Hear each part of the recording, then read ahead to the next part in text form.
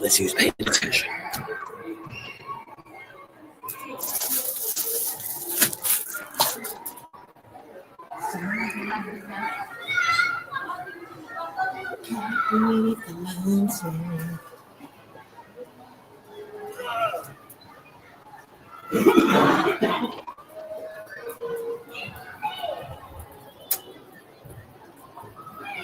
Book. Wa alaikum salam.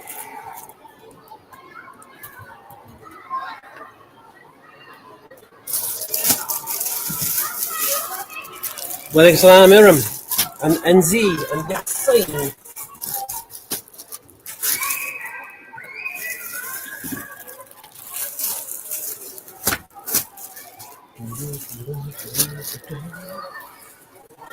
Don't ask me why I'm live today, please. Honestly, roped into work again.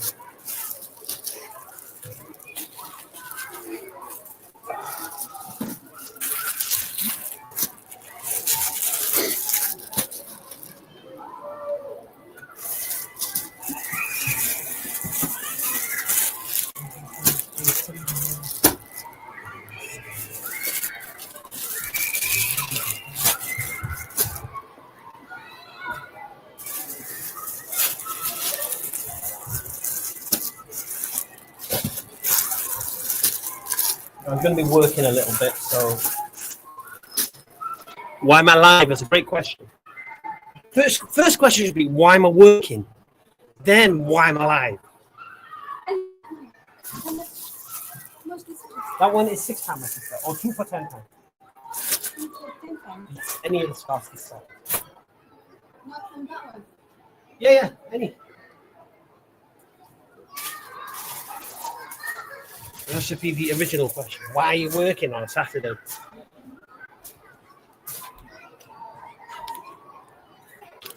Well, I usually work Saturday mornings, right? So here was my cunning plan. So I've been sick now for the past 2 days. Yesterday I was really bad. Came down with it on a Thursday, but Friday was really bad. So I was like, paying cash or card?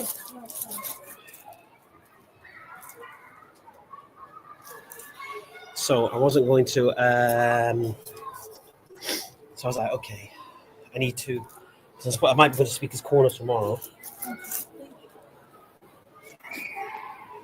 Do you need a bag here? Yeah. Okay, just £12.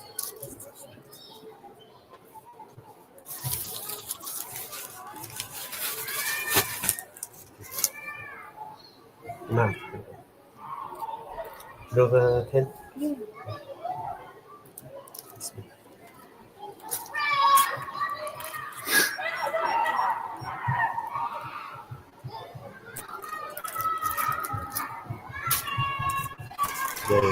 Assalamu alaikum.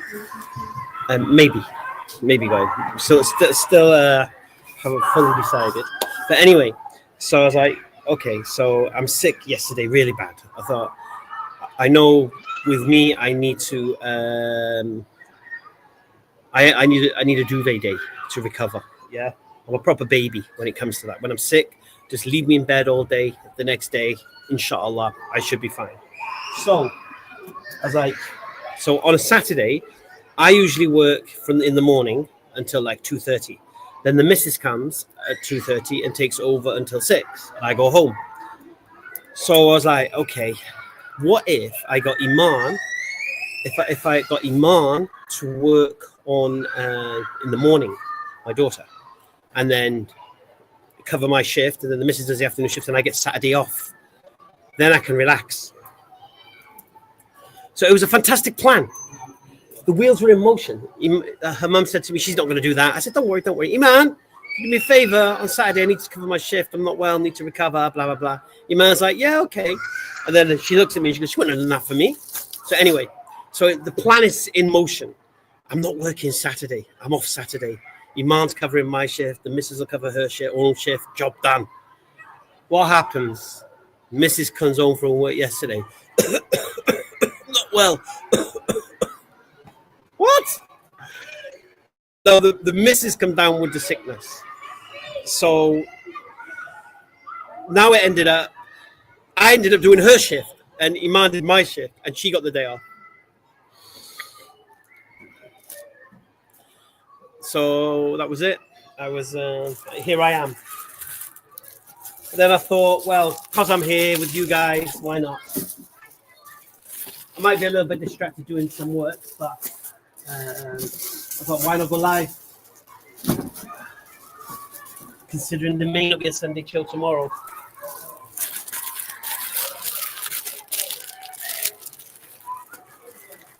Okay, and all you schoolies, I've got some great news for you. And all you non-schoolies, I got terrible news for you. So do the schoolies want to hear the great news, or do the non-schoolies want to hear the terrible news?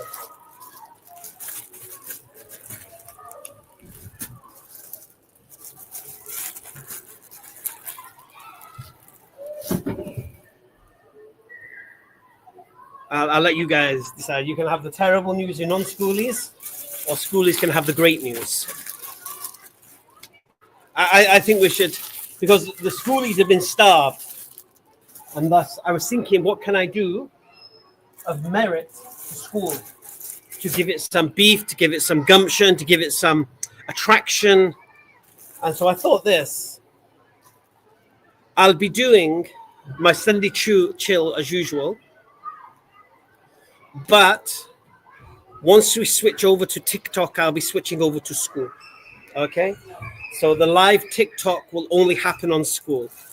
You may get cuts from it, from clips and things, but the actual live stream will happen on school and school alone. Apart from the arena, which will happen obviously here. But because I realized one thing, and this kind of solves two problems, I'll be honest with you. Because school's a little bit demoralizing because it was like 5 or 6 people watching. Yeah. And so it was like, is it meriting everybody's time? And even though, the content went up, it was fine. But now I'm thinking, but if I did it on the TikTok screen to school, at least we'll still have the TikTok viewers as well. So if you're not a schoolie, you can still watch it on TikTok. You can still watch it on TikTok.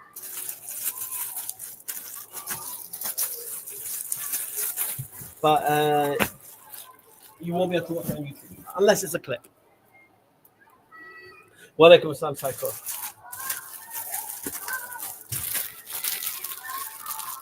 Then I should become a schoolie. What's that? It's only £10 a month. Not the end of the world.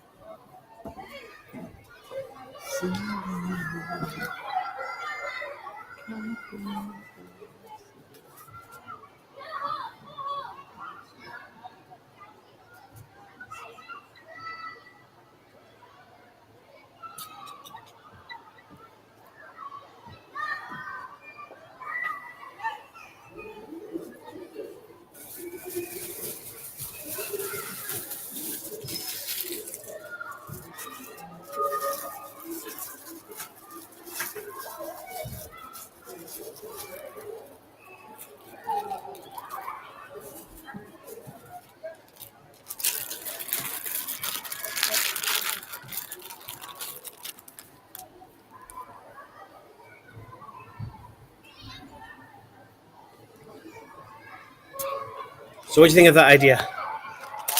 Good idea, bad idea? Bad idea, bad idea. What do you think?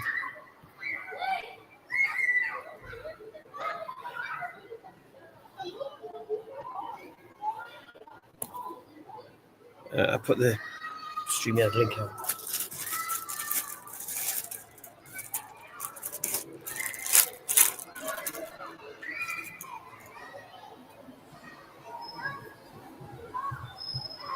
I think it's a good idea because we know we'll have the crowd on TikTok anyway watching, so it won't feel like such a waste of time if no one turns up to watch from YouTube.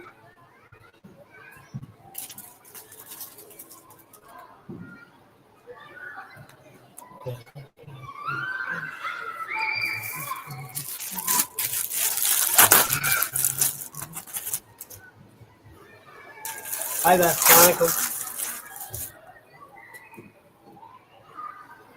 Does it get busy in the shop on a Saturday? It's weird. Saturdays are weird in school holidays. They don't feel like a Saturday. Midweek picks up, so Saturday doesn't feel Saturday-ish. But I think we'll get more. I think we'll get more schoolies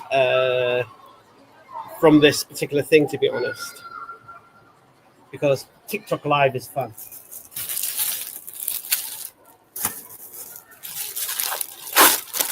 And we'll promote it. So imagine like we're all on Sunday chill. Yeah, I know it's a rubbish quality here. We're all on Sunday chill, and I said, okay, we're going to end the chill now, but we're going to move over to school, where I'll be going live on TikTok. What? What? How? Where? Who?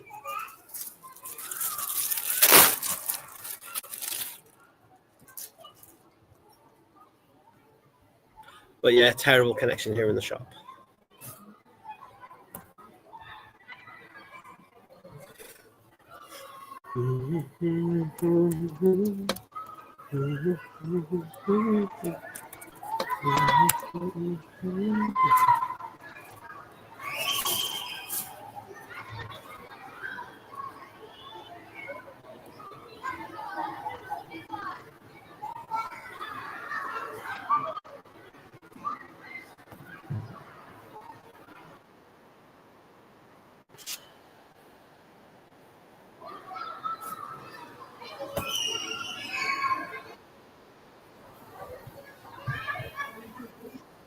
Really blurry, isn't it?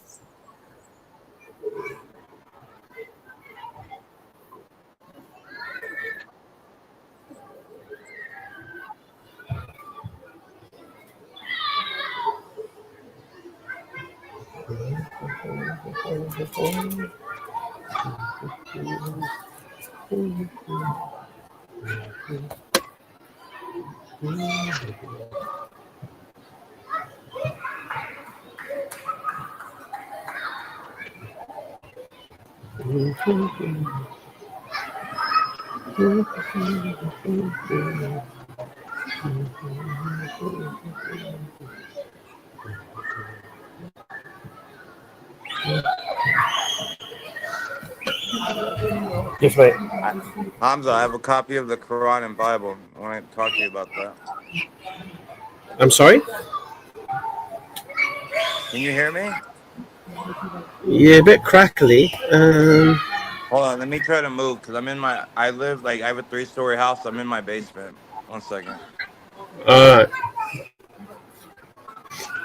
Is that better? Yeah, that's a bit better. Yeah, go on. What's up, brother Hamza? My name is Joseph. My name's Joseph Smith on here because I grew up Mormon. I mainly deal with Mormons. Ooh. Anyways, yeah, yeah, I grew up Mormon. I just trolled them by putting my name as Joseph Smith, and my real name is Joseph. But anyway, I was actually named after Joseph Smith. But anyways, for me, Hamza, I honestly, because I turned atheist after I left the Mormon Church. And I actually read the Quran first. Go ahead. What were you saying? Your mic is still a little bit like you're underwater. It's because I keep moving back to my chair. Is that better now? Is this spot better? Go on, we'll try. Is this Just one. Just 6 or 2 for 10. Just bear me a second, Joseph. no problem? 1 grade. Okay, cash your cup. I'll give you that. You'll just go missing.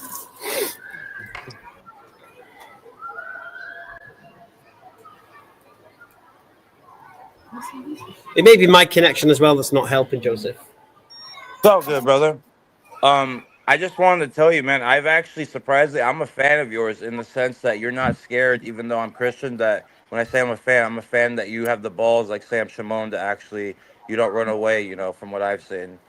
So I respect that about you. You stand up for what you believe in. You don't you stand 10 toes down.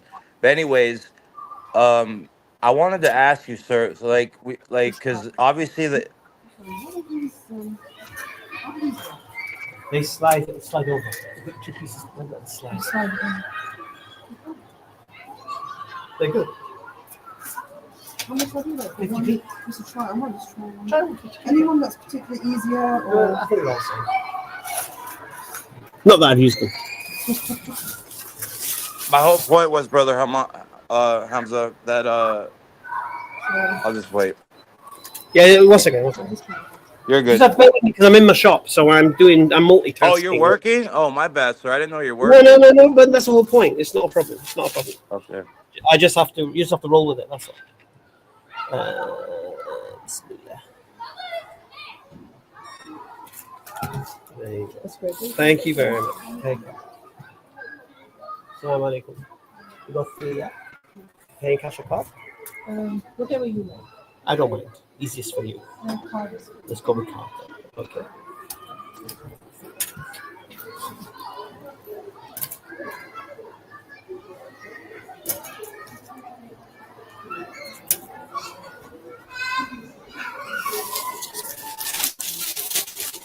There you go. Thank you so much. Thank you very much. You need a receipt? Okay. No, I'm fine. Thank you. All right. Lovely stuff. Assalamu alaikum.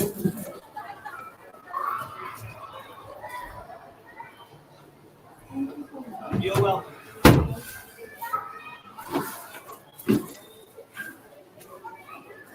All right, go on, Joseph. Let's try again. All right. Yes, sir. Yes, sir. Can you hear me? Mm-hmm. Yeah. So I'll be honest with you. I wanted to, give you your flowers, but obviously we do have differences. I've been asking, I think it was Dawa Wise. I asked them, like, could I, for example, it was just an example, take Shahada, only submit to one creator in the Quran. Why and not add Muhammad, would I still be Muslim? They called me no. So I guess I told them, so then would that make it? So then I told them, in my opinion, obviously I'm not saying this is what Islam believes, but in my opinion, that would make it that Muhammad is Allah's partner. So my question to you, brother Hamza, would be, if I were to accept Islam, would I have to love Muhammad over Jesus? Because for me, Jesus is the yardstick. Like if he told me, brother Hamza, that if I was wrong about him, I would repent right away. I'm gonna go on mute real quick and listen. I'm going to be honest, my friend. As a Christian, you don't even know Jesus. This is what confuses me. You might love the idea about Jesus or what you've been told about Jesus, but you don't know. This is the point. Do you get me? Yeah, but what about I could agree from your paradigm. Yeah, I could understand what you mean. But what about the paradigm, brother, where the Ahmadis tell me, just I'm not trying to go off topic, this goes with it. The Ahmadis tell me that Sunnis and mainstream Islam help Christianity by saying Jesus went up alive when it says all prophets will die in the Quran. This is what they quote. I'm not saying it's true.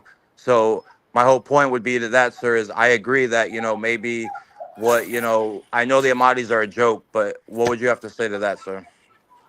That keeping Isa alive is keeping Christianity alive. Keeping what alive? The Ahmadis tell me that keeping Isa alive with Allah is keeping Christianity alive. Listen, the Ahmadiyya believe in a Yes, prophet sir. after Muhammad. So as far as I'm concerned, I don't really care what they have to say. I'll be honest with you. Okay. Okay, fair enough. I So- thought they were a joke. I just thought that was interesting. Go Let ahead. me correct something that Dawa Wise said to you that I think you misinterpreted.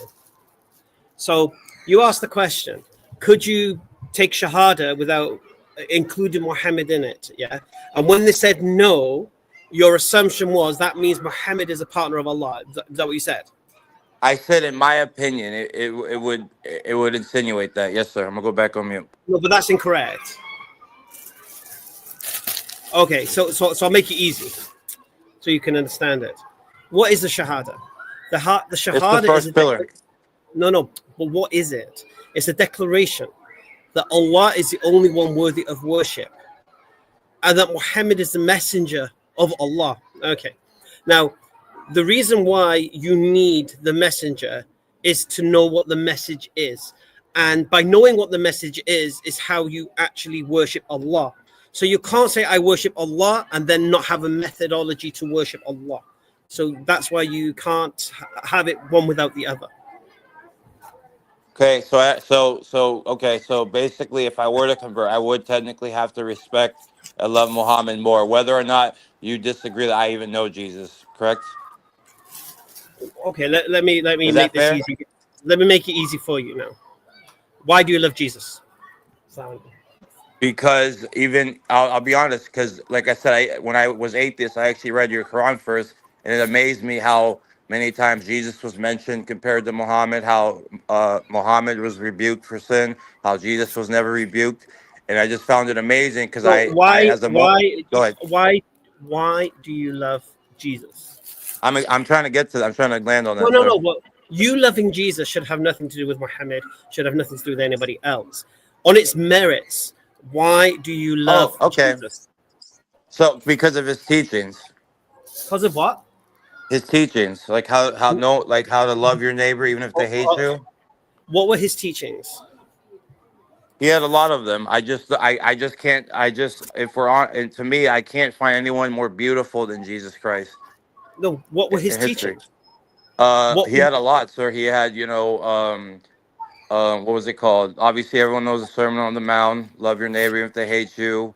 He taught us to, have. I don't know if that way. I might be. I don't want to quote Paul because I know. I'm not going to quote Paul. I'm going to quote Jesus. He told us he is the I. He when he was on trial, for example, brother Hamza. When they asked him if he's the Messiah, he answered, "I am, and you will see the Son of Man sitting on the right hand of power, coming from the clouds of heaven." My whole point being is in our paradigm, Christ is the ultimate, most beautiful example ever. And honestly, Hamza, growing up Mormon, I thought I was Christian. And so my whole point to that would be I don't have a bias. Like I honestly am investigating Islam still to this day. I just have felt I just can't seem to get there because I guess the fork in the road is Jesus. And as you say, I might not even know him, but regardless whether or not I know the real Jesus, that's just at the end of the day, that's the fork in the road for me, sir. I'm gonna go on mute now. Again, you still not told me why you love Jesus. All you've said to me so far is his teachings, and I asked you what were his teachings, and you couldn't give me any. No, Now, I if this is told you I told you we all know about the mountain of the sermon. the How he Sermon on told the you to love Mount, your neighbors. He told us just to right? basically turn the other cheek, which is metaphorical. He told us, I by the way, I'm more into the like the I'm more used to apologizing to Mormons with Christianity. So I need to be more well versed in the exact the Bible verses because I quote more and just proving to them that Jesus isn't separated from the Father. So I apologize for not knowing these verses. I should know.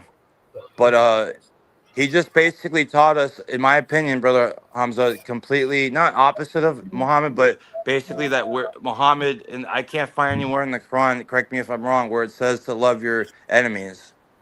And I'm not trying to straw man. My whole point is, I guess for me, Jesus' whole message was to love your neighbor even if they hate you, even if the world hates you. Remember that the world hated him first. That he is the ultimate example. You know, so I did come on prepared. I don't know his exact teaching on top of my head, but This because is what like I'm I saying said, to you. I know. I knew you couldn't give me his teachings. Yeah. because I I would tell have you. to appeal to Paul. That's why I know you don't accept No, but Paul. That's why. I don't want Paul's teachings. Well, You don't. that's sir. That's exactly why I didn't quote Paul. Right, exactly. So I want the teachings of Jesus. Yeah, Well, I gave you a and couple examples already. Go ahead. you didn't really. You didn't really. You basically said Sermon of the Mount. What was the Sermon of the Mount about? Wasn't that telling you to keep the law? Yeah, but he was also. It was also about. He also brought up about loving your neighbor. It's been No, taught to you loving your that. neighbor. Go Okay, ahead. okay, okay. One second. The Prophet Muhammad said, "The one who goes to bed with whilst his neighbor's belly is empty, he is not a Muslim. Okay, so the Prophet said beautiful things about neighbors also.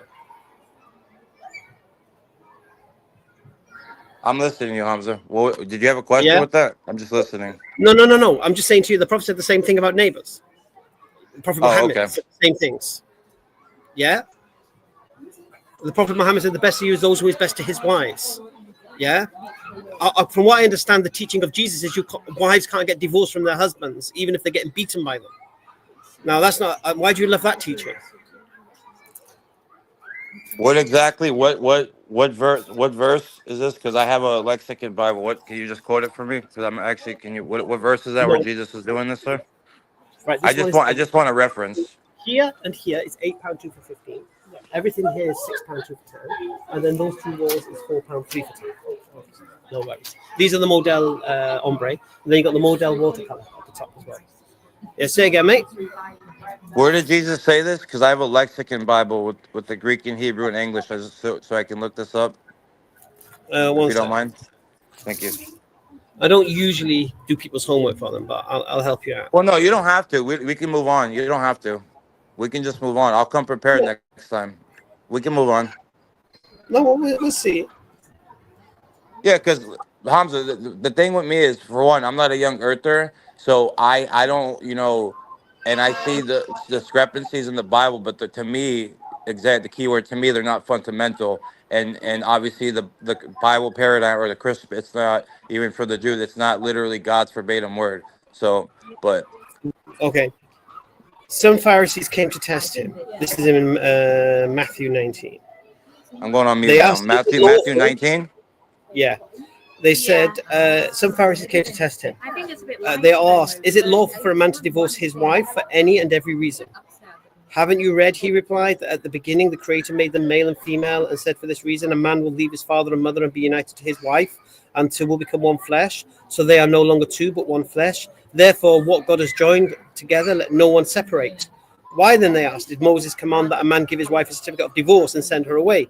Jesus replied, Moses permitted you to divorce your wives because your hearts were hard, but it was not this way from the beginning. I tell you, anyone who divorces his wife, except for sexual immorality, and marries another woman, commits adultery.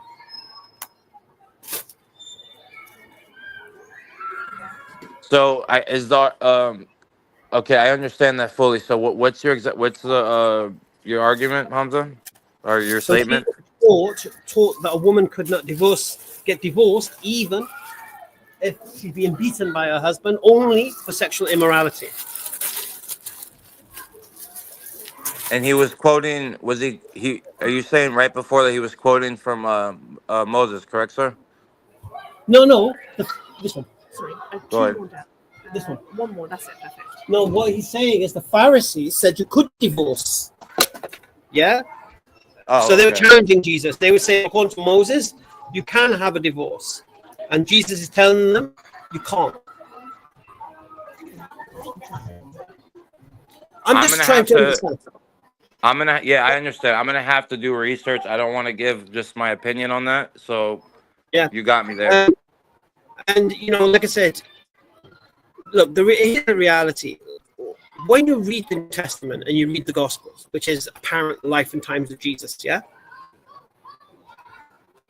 It's written by men who never saw him, who never witnessed these things that they wrote about, okay?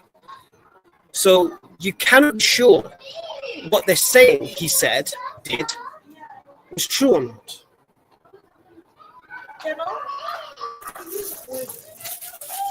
So with that in mind, brother Hamza, so are those hadiths where I think it's either Paul or Peter or James? It's talking about them going to meet up and they rejected him at first. I'll so with hadiths, are they secondary? Of course. I'm sorry? So there's a hadith. It's from Sahih. I don't know the exact book, but I know it's Sahih. How it was basically saying. No. Go ahead. Can I say embarrassment? Don't even go there. No, I wasn't even gonna try to argue that you guys believe in Paul. I was just gonna say, why is that there? Why is that mentioned? I know you guys reject Paul. Okay. So you're referring to a particular verse of Quran which has 4 different explanations with 4 different sets of names. Okay. I was talking about Hadith, I thought, but go ahead. One second. And the one that includes Bulus and Yohanan includes a city that gets destroyed, and that rejects Yohanan and Bulus and is destroyed. Okay. Whereas we know in reality, if this is talking about Paul and John, that we know that Antioch was the first place to receive them. It wasn't destroyed. So That's true. To try to paint this picture as if Paul and John go into Antioch, it collapses. And like I say, there's four different versions. None of it is what we call hujjah. Hujjah is we're not obligated to take a particular opinion on this matter. But again, you're not a Muslim, so the Quran doesn't concern you. What I'm saying to you is this: the four Gospels that you have that talk about the life and times of Jesus, his birth, his miracles, his death, his resurrection, is written by men who never saw him, who never witnessed his miracles, who never heard his parables, who never heard the explanations to his parables. So the problem you have now is, how can you be sure that what's written about what Jesus said and did is actually what he said and did? Okay, that's fair enough. But I would say to that, Brother Hamza, is remember I told you I grew up Mormon. I was raised that Joseph Smith restored, the corruption. You guys believe it was Muhammad. So, I guess for me, because on the surface, Hamza, I'll be honest, because this is how honest I am. On the surface, keyword surface, Islam seems completely reasonable and logical. But for me, it's not about opinions. There's certain hadiths that bother me, like as far as like nothing to do with Christ or anything, with Muhammad, just certain things he said, even in the Quran. So, and that's in no disrespect. So I guess for me, Understand something with me, Joseph. Yeah, you don't need to tread on eggshells. Yeah, if you can call a spade, it's not the biggest of deals for me. Okay. Now, here's one thing. I would to give your heart ease. By accepting Islam, you don't leave Jesus. Yeah, by accepting Islam. By accepting Islam, you can get to know the true Jesus and who he was and who he was sent to and what his mission was. You don't leave him behind, but you get the truth about him. And at the same time, you will learn the truth about Muhammad, peace be upon him, and you'll realize all the shade that has been thrown on him isn't true. For example, you compared him to Joseph Smith. Joseph Smith was a known con man before he had his revelation. So you got a man who's known to lie and cheat, trying to tell you and convince you of something. Whereas Muhammad, you got a man who's known as the one who's trustworthy, who's doing this thing. Well, can I clarify? Because I obviously knew that about Joseph Smith. Could I clarify what I meant by that, Brother Hamza, if you don't mind? I'm trying to quick look at them. Sometimes they're slight. Yeah, no problem. This one in the packet, I think. Yeah. What are you saying, mate? Because I already knew that, of course, about Joseph Smith. Do you mind if I just clarify exactly what I meant by that? No, I understand. But when people try to compare the two, it's just chalk and cheese, mate. Well, but can I just tell you that just what because I actually wrote a book on this, but it's not about, obviously I'm not saying Islam is like Mormonism. I'm talking about the characters. So, and I know Joseph Smith. I'm not saying Muhammad was a con man like Joseph Smith. I would never say that because he wasn't. My whole thing visited by angels. This is just how I look at it. I'm not saying this is true. They're both visited by angels. They both No. You missed the point here. They both claimed they were visited by angels. Well, they had 11 witnesses apparently, and I say apparently because I'm ex-Mormon. No. Initially, Muhammad had no witnesses. It was just him. Initially, then during the revelations over the 23-year period, yes, then there were witnesses. Joseph Smith. The whole story's fishy, man. I agree. Yeah. I agree 100% with you on that, Hamza. We're on the same page with that. Well, there is no comparison with that. There you go. Yeah, I could see where you're coming from. He'd be more compared to Mizra Admin, which is something something I want to get. Exactly. Now, if you want to compare, take care. You want to compare him to Mirza Ghulam Ahmed, That's then you have perfect. a comparison. Then you have a comparison. And they I were mean, both I made in don't the know same whether or not. century. You know that, right? Oh, sorry. Yeah, but I Go don't ahead. know whether the Ahmadiyya guy was a liar or anything. But we know he was a poet. By So the way, when they say Joseph was a lie, he was just a treasure seeker. So he was like a charlatan. You know that, right? So obviously, yeah, he was a liar. I agree, but he was a charlatan and a treasure seeker. That's why they call him that. By the way, he was a convicted con man. no, I know he's a con man. Yeah. That's what I'm saying. Yeah. So the comparison between Muhammad and him is moot. With the Ahmadi guy, yeah, maybe. But with Muhammad Sallallahu, no. So like I say, to accept Islam, yeah, of course you have to accept Muhammad. Do you need to get to know Muhammad in a day? No. Will you learn about him in your lifetime? Yeah. Do you need to stop loving Jesus? No. It's not a big deal. Which hadith has concerned you about Muhammad that you're like, ooh? There's a few, Hamza, and that's why I said I'm gonna come up next time with my homework. No, which one? Which 'Cause one? Give me one. Give me one. Give me the most ooh one. Do you think? Oh, I can't follow And I'm this not. guy. By the way, I'm not even gonna go to Aisha because to me that's because Joseph Smith, I only say that because I grew up in a church that we believe their prophet married a Just tell me 1 13-year-old. second. So go ahead. That was my whole point by bringing him up.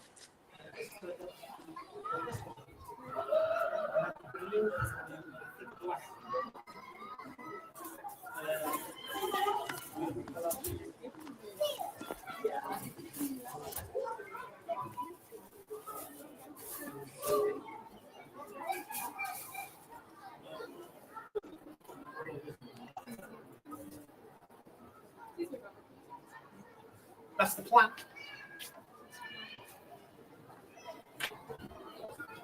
Just the one, yeah. Just 6 months. Yeah, because you can. Do you need a bag?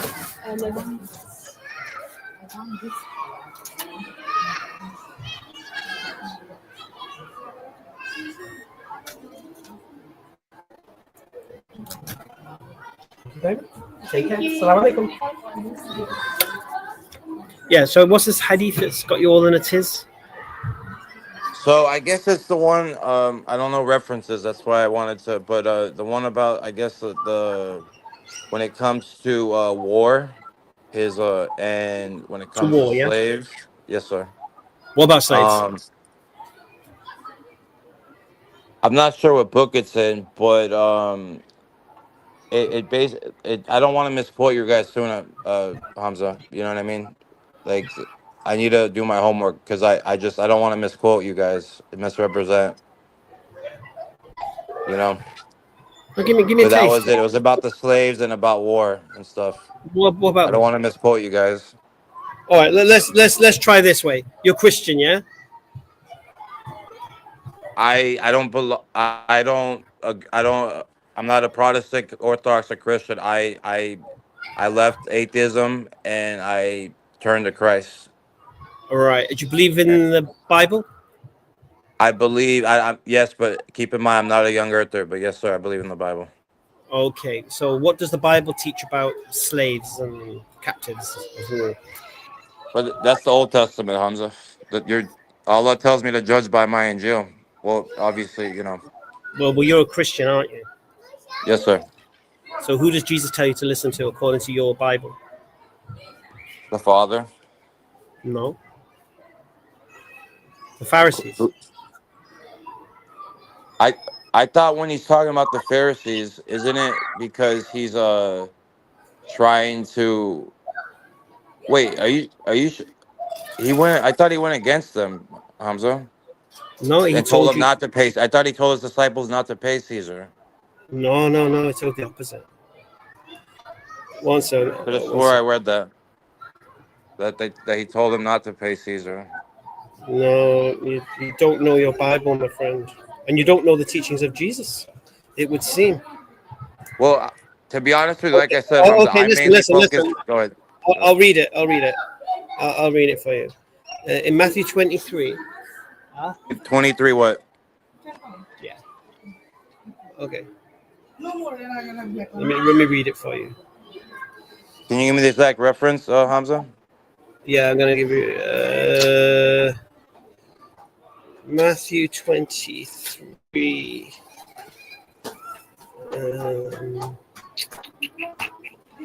Matthew 23. Yeah, you can start at the beginning. By the way, brother Hamza, like I'll be honest with you, I'm not trying to make excuses, but I'm heavily medicated, and and I honestly mainly evangelize toward Mormons, so I obviously need to read more of my Bible. But I am, I All know the right. basics. Yeah, I'll read it to you though. I'll read it to you. I'm gonna go on mute. So wait, Matthew 23, what? I'll read it for you.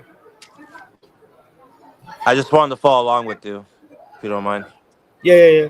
Let me find it first. I don't want to take to All read right. something Okay. which.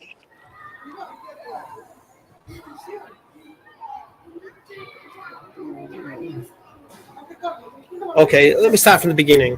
Matthew 23. Then Jesus said to the crowds and to his disciples, "The teachers of the law and the Pharisees sit in Moses' seat. So you must be careful to do everything they tell you. But do not do what they do, for they do not practice what they preach." Okay, so you must be careful. Make sure you do everything they tell you. And what are they teaching? The law. And what is the law? The Old Testament. Okay, I see where you're going. I can see why you guys are saying that we're polythenians. I can see where you're going with this. So Jesus is telling you to do to follow the law, basically, of what the Pharisees are teaching you, because they sit in Moses' seat. And the law is, so now according to the law, so now we're talking about what Jesus is telling you to follow, and you follow Jesus' teachings. So according to the law, what do you do in war and war captives and such and such? In the Old Testament, it was you take them Now, according captive, to you the shave their law, head. so according to the law. So now tell me, what concerns you about this hadith about the Prophet Muhammad sallallahu that doesn't concern you about the law? I guess, like I said, I would have to be appealing to Paul because and you guys don't accept Paul, so that would be why, Why, sir. why would you ignore Jesus and appeal to Paul? I never said that, sir. What I was saying is obviously to reconcile it, because obviously there's context. Because Matthew doesn't start in 23; it starts in verse 1 or chapter 1. You know. I'll do 2 for 18, okay? Yeah, okay. Another skin golden color. This one pink. This one golden color. Same as this I have. You No, want golden. golden.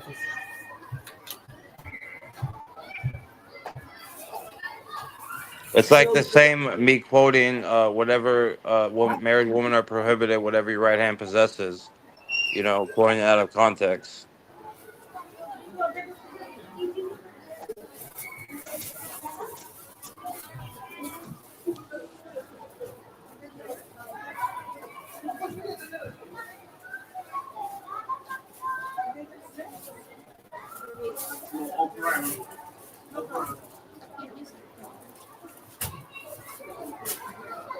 Yeah. So what does the so what does the law say to do with captives of war? What I read is you save their head, and then after a month, you release them. Are you allowed to rape them? I don't believe so. I think you have to marry them and then shave their head, and then you let them go after a period. So you cap the women of war. Are you allowed to force them to have sex with you? No, I No, think no. I read that you have to marry them and then they have to shave their head. Okay, and so if you don't marry them, you can't force them to have sex with you. I don't want to say that doesn't say it, but what I'm quoting is that the laws on like I forgot what book in the Torah, but where we shave the woman's head and then we release them after a certain amount of period if they don't want to be married anymore. Essentially, I'm not quoting verbatim. We must marry them. They shave their head and then we release them after a certain period. This one is full. Yeah. Yeah, that one. So maybe no big. That's good for us. We do have a different one, which is two color, which is £6, which is a better size. Maybe, let's see.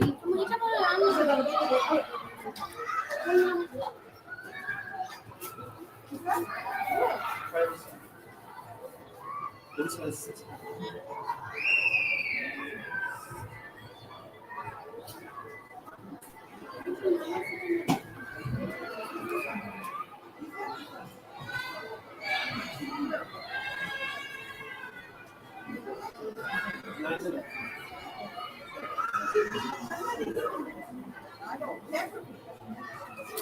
No, it's the same. In the jersey, yes, £6, two for £10. £10. Just bear with me a second, Joseph. We'll be with you in a minute. All good, brother. I'm a very patient man, and I'm very I like to conversate. So everything is £22. No, £22. You paying cash or card? Card. Card, okay. Just touch If that. I don't touch. Don't touch. Mama, can you? Bismillah. Exactly. Are you okay, my sister? Assalamu alaikum. Are you good? What are you looking for? I'm looking for a wife. Like, Well, pull over. yeah. For you. No, not for my niece. How old is she? 10 years old. Okay, so this is what we have.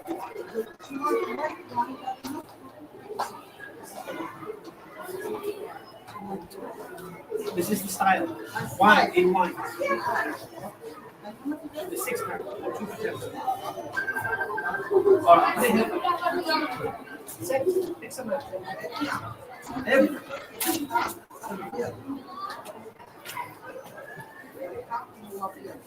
Just bear me a second.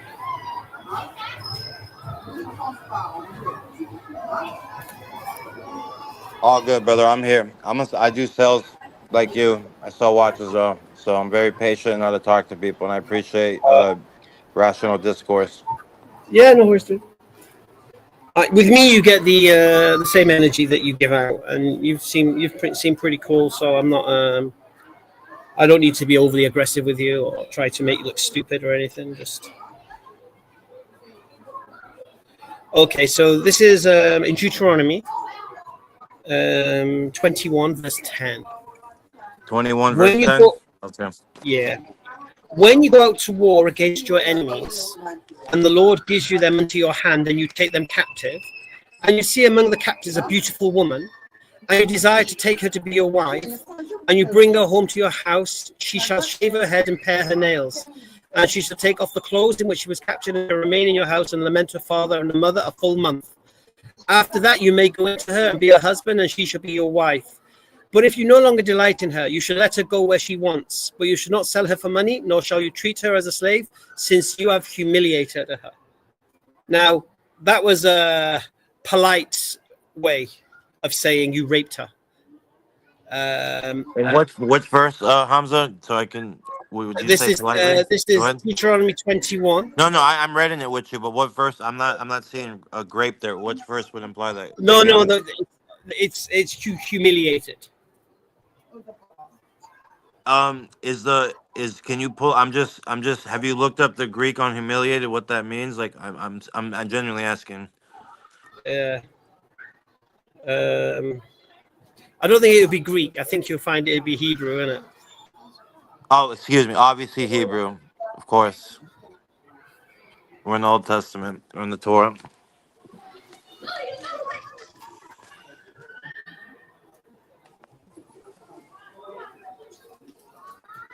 I sound really dumb right now, man. This is what I get for coming in the morning.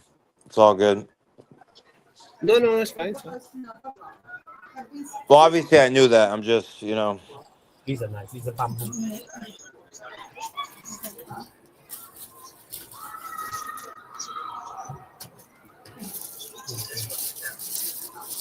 I want it tomorrow.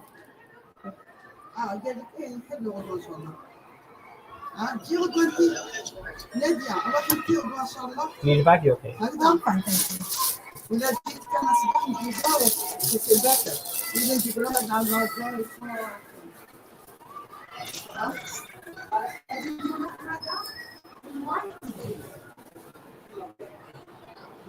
Hamza, you can look it up yourself, but it basically for the Hebrew for humiliate is it's disgrace in public, a noun for in public, like humiliation.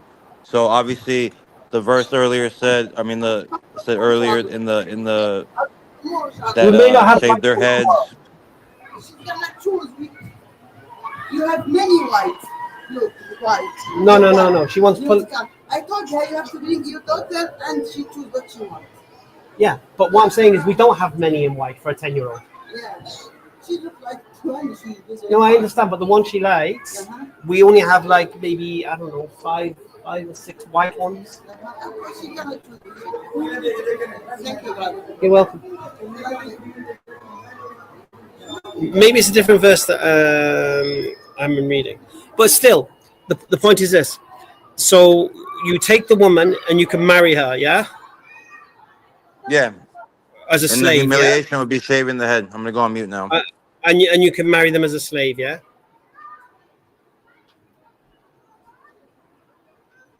I You was can on marry mute. them, Yes, I'm listening. I'm on mute. Yes, I'm listening. right? So you can take them as a wife, right? So how does that differ in Islam that Because you concerned with? well, because based on the verse that you just quoted, Brother Hamza, the humiliation is talking about, you can look up the Hebrew. It's in, I No, would no, no, say, no, getting your head. Go ahead. Go ahead. no. I'm not going to focus on that part now. What I'm saying to you is this: what part? So according to the law, you can take female captives and marry them, yes, but you have to humiliate them at the same time, yeah.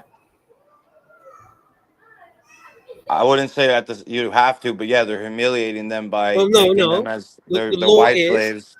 the law is if you take them as your wife, you have to humiliate them, shave their heads and whatever, yeah. Yeah, I agree, and Right, that's how it differs from right, Islam.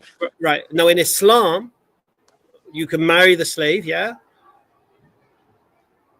yeah. Yes. Do you have to shave her head and humiliate her? No. Right. So what is it about Islam that concerns you that in the Bible you're not really bothered Um. about Surah. about captive slave? Well, it says, correct me if I'm wrong, married women are prohibited except what your right hand possesses. Yes, so captives of war. Continue. Yeah, we're talking about war, sir. So what does that mean? Yeah, so you can marry captive slave women. Okay. So according to your Bible, you can marry captive slave women, but you need to humiliate them. In Islam, you can marry captive slave women, but you don't need to humiliate them. What's your problem? Hamza, what's more humiliating, getting your head shaved or whatever your right hand possesses? I'm not trying Oh, to sorry. like be sarcastic. Can you hear me? Say it again. Sorry. So I'm asking you, sir. We've already agreed that yes. I'm saying, I was trying to explain that, yes, the humiliation is shaving her head, but correct me if I'm wrong. The Quran says married women are prohibited except what your right hand possesses. What does that mean, sir? Exactly. Okay. So we're saying what is what your right hand possesses? It's women captives of war, isn't it? Yeah, and we're talking about war right now, so that's why I brought it up. Right. So what your right hand possesses are women captured after war. Yeah. There's not tough seers about how it's basically like, I don't want to misquote, but so yeah, I don't want to misquote to Sarah. So I mean, to me, that would say whatever your right hand possesses, because I know in Islam your right hand is clean, which basically means you own them, and they're your. I don't want to say sex slaves. I don't want to misquote you guys because I'm not that type of person. But so I guess that's the Christian paradigm on that. So that's why I don't go to, for example, to talk about Islam. I go to you guys to talk about Islam because ignorance is bliss, So Do you that's do you, why, do you read your Bible? to be honest with you, I've been reading your Quran more. To be honest with you, brother Hamza. Do you know who about Jacob according to the Bible and who his wives were? Oh, sorry, who he had children with. Yeah, he waited 3 years for Rebecca to be mature. What about it? What? Oh, are you No, no, talking no, about? now Are you you're talking about protesting. Rebecca? Now you're protesting too much. Okay, Well, no, I was Jacob. just. Go ahead, sir. Jacob, who was the father of the 12 tribes of Israel. Yeah. I'm not talking about Isaac and Rebecca. I'm talking about Jacob. Yes, sir. Okay. So the mothers of his children, who were they? The mothers of the 12 tribes of Israel, who were they?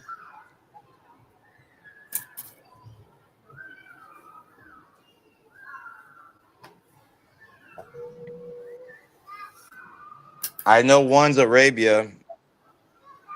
I've read I'm that. sorry. I just have hand. Oh, no, sorry. 8. I read in the Bible, Brother Hamza, that Arabia is one of the tribes. That there's a No, tribe in Arabia. I don't know. you're really confusing things now. You're trying to think too far ahead. You're trying to Yeah. avoid traps. Well, And no, I guess I don't understand your question. I don't tap dance. I guess I'm not like okay, understanding. I'll make it easy for you. The 12 tribes of Israel came Yeah. from the 2 wives of Rebecca and their slaves.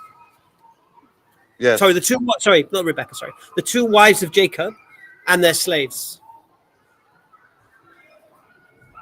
So the idea of having sex with slaves, according to your Bible, isn't an issue. So again, according to your Bible, according to the law which Jesus told you to keep, to observe, you can marry captured slave women in war. And if you go to Numbers, these we're talking little girls here. We're talking about prepubescent girls. Okay, so your Bible allows this thing. So what I'm trying to understand, what I'm trying to ascertain, is what have you seen in the teachings of Islam with regards to captured slave women that differs from what you have in your Bible, and why that doesn't concern you? It does concern me, and I guess I'll answer you directly. So for me, the word became flesh, not a book, and Jesus never did any of that, and that's my example. And again, you might disagree. I don't know the real Jesus, but that's my paradigm, Brother Hamza. Go ahead. You can't say Jesus never did any of these things if Jesus told you to do these things. Jesus told you to do these things. Jesus told you to observe the law, and the law is that. So what do you mean he never did it when he taught it? Isn't that worse? I guess I could say on that, yeah, he never killed anyone though. He never. I guess I'd have to more context in that, Hamza, because like I said, I've been reading your Quran more, ironically, lately. No, but what I'm So, saying to you is go ahead. this: if Jesus told you to keep the law, does it matter whether he did it or not? That's If he told you to keep it, hold on. Let me think about this logically, real quick. I'm gonna be. go Hold on. on. Just give me a second. No problem. Well, I guess yeah, because then he'd be obviously. We think even in the Quran, Jesus was sinless. He'd be a hypocrite if he didn't practice what he preached or preach what he practiced. So okay. He actually went as pains to say, observe what the Pharisees teach because they sit in the seats of Moses. So observe the law. Yeah. So did Jesus hold the law as important? It's going to get real juicy now. Did Jesus believe the law was important?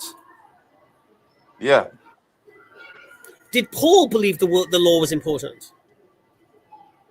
He did, but not in the same context, obviously. Really? In what way did Paul believe the law was important?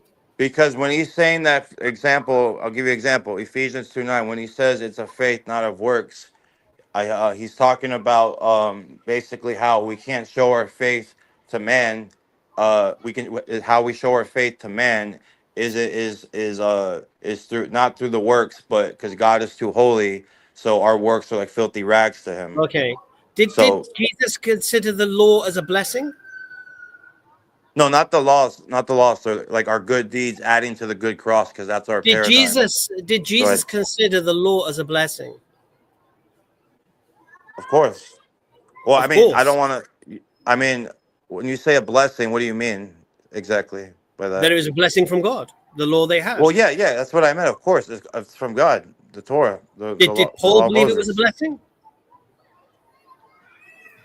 I don't. I'd have to. Are you? I don't know what. Are you talking about where he said? I'm not trying to straw man. I'm just. Are you talking about when he said Jesus was a curse? What do you mean? He didn't say Jesus was a curse. He said the law was a curse.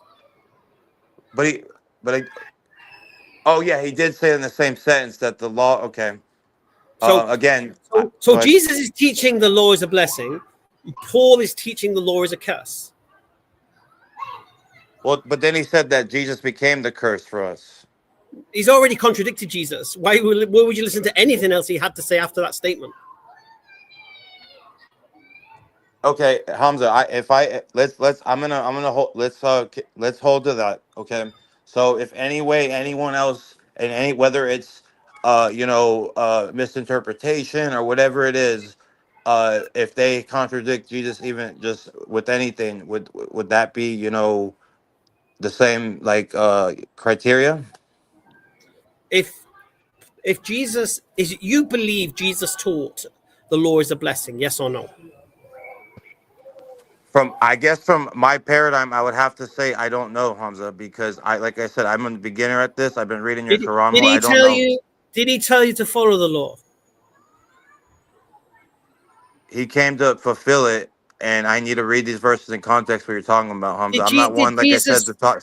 Go ahead. Did Jesus ever teach the law was a curse? Hamza, I'm not. I don't know. I need to study more in context. You don't know. Okay. Did Jesus ever teach to keep the law?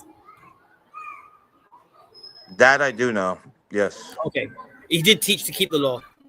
Yes. The Sermon on the Mount was all about keeping the law.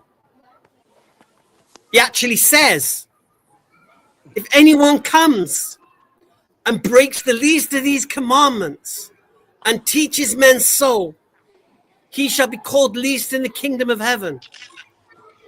And anybody comes and upholds the least of these commandments and teaches men so, he shall be called great in the kingdom of heaven. For I say to you, until your righteousness exceeds that of the scribes and the Pharisees, you shall never enter the kingdom of heaven. It's what Jesus says on the Sermon on the Mount to all the people. Beautiful. Yeah. And Jesus teaches, follow the law, follow the law. Yeah. Now, do you truly believe Jesus will be misguiding all these people, telling them to follow a curse? Of course not. Absolutely Of course not. So can we say that Jesus didn't consider the law a curse? From what you're saying, yes, sir. From what you're saying, yes. And did Paul consider the law a curse? He said those exact words, but there's context. So yeah, yes. What was the context? I don't know the context. Okay. He did say that though. Hamza, as you noticed, I'm very honest. I don't waffle. Now who has more authority when it comes to talking about the law? Jesus or Paul? Christ. That's why I told you earlier, if he told me to forgive, repent, I would do it immediately. So as soon as Paul says the law of a curse, alarm bells should ring. Wait a minute. What are you talking about? And what should even make alarm bells sound even louder is this. Is when Paul goes to Jerusalem and meets the disciples of Jesus. They reject him. What do they say? What do they say to him? They reject him at first. No, they don't reject him at first. They accept him. But what do they say to him? Tell me, sir. They said, it's great what you've been doing. But there are thousands of Jews here who've come to the Christ. And they've heard that you've been teaching. Yeah, they've heard that you've been teaching Jews that live amongst the Gentiles. They're no longer justified by the law. Yeah? And they know you're here. And they know you're here. What should we do? They said, go with these men and basically take the Nazarite vow to show that you are still under the law and there is no truth in these reports about you. Do you have something like this, but this No. part, like more like this? No. Next question. How much is it? £6 or 2 for 10. 6? Dun, dun, dun. They're £2 each, madam. 3 for £5. Yeah. So and what does Paul do? Does Paul say, wait I had a vision on the road to Damascus, and Jesus told me such and such a thing? Or does he go, never seen me before in my life, Governor? Of course I'll go and do the Nazarite vow, just as you tell me to do so. This is evidence that Paul was lying, yeah, about the road to Damascus. Because if he truly had an experience on the road to Damascus, he would have told that to the disciples. He would have explained it to them. Look, here's what happened. How do you explain this? He never told them? No, he never explained it. He never said that to them.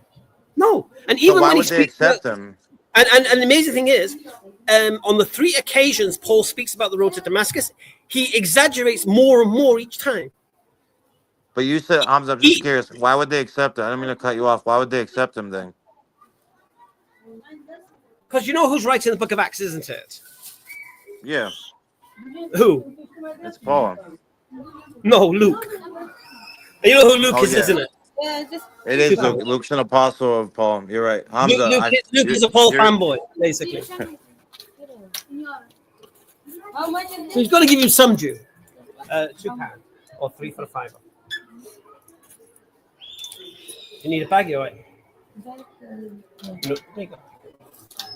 Hamza, Yeah. I gotta give you credit, man, because usually I don't get tripped up, but you're really, kind of giving some good arguments. But I wanted to talk about your Quran, if you don't mind. At the moment, bro, I've got you in a chokehold. I've got you in a Habib chokehold, though. No, you do. But can we talk about your Quran now? Why? Because I'm not even gonna bring up anything about No, but listen contradictions. to this. I Listen just to want to this. bring up 355. Go ahead.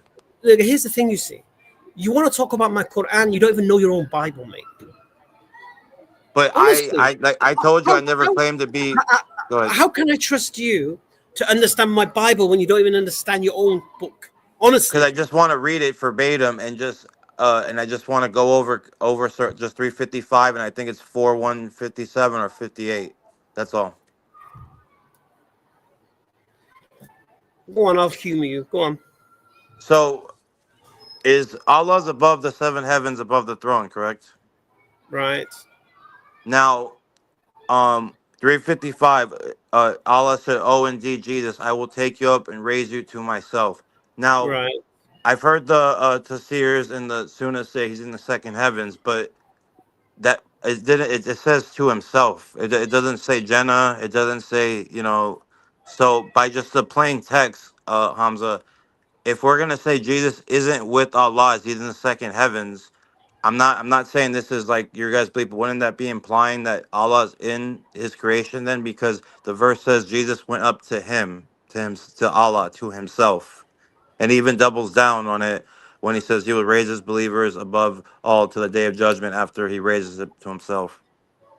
What? So like I said, I'm not quoting it verbatim, but 355 This is your thing. Go ahead. I was just asking. Go ahead. What? Asking what?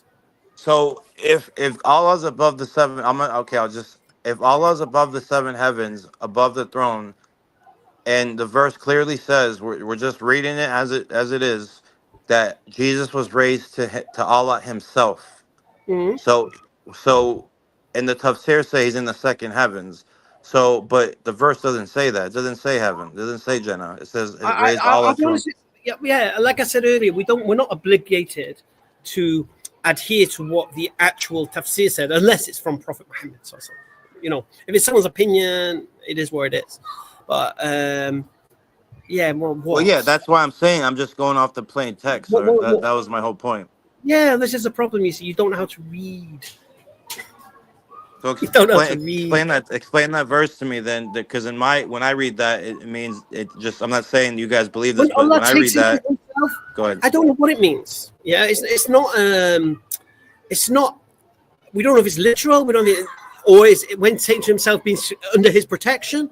It could mean anything. It doesn't mean anything. It has to be literal, brother, because the Ahmadis don't think it's spiritual. What do you mean? I'm not really concerned what Ahmadiyas believe. They believe in a prophet. No, but my whole point is that that's their argument against you guys, is that Jesus is coming back. Go ahead, sir. Listen to me. I'm not concerned about how somebody interprets something or how it doesn't suit their narrative. I'm not really bothered.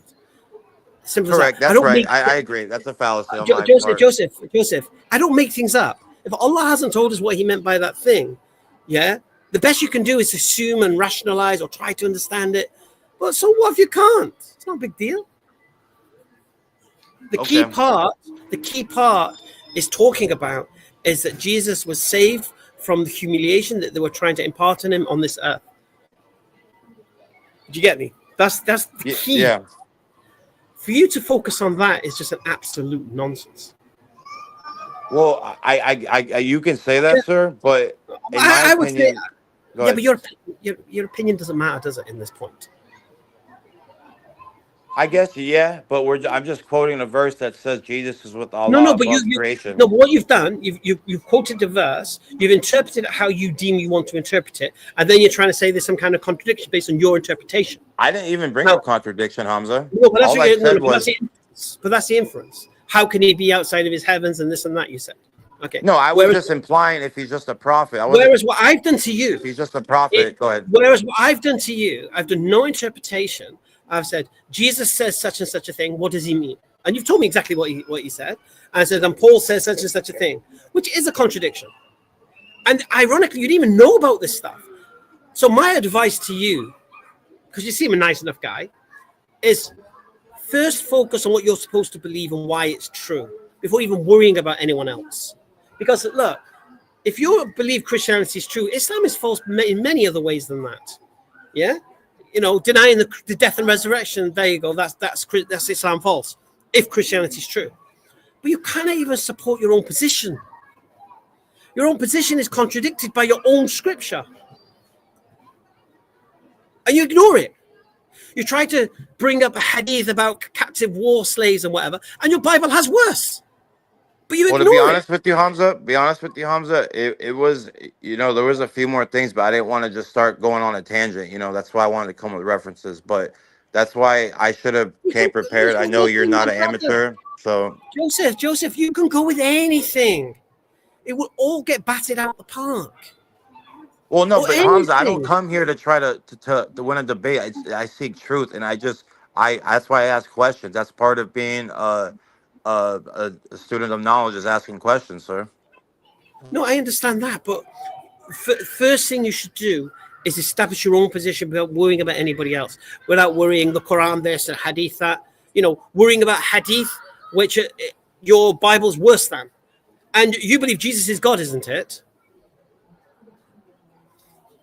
Yeah, he is Yahweh in the flesh, and Christian. So in the Old Testament, when God is speaking, that's Jesus speaking, yes? It would be in our paradigm, yes, the Father, the Son, and when God is ordering the killing one. of men, women, and children, and babies, and all of these things, and taking little girls as war captives, that's Jesus again, yeah?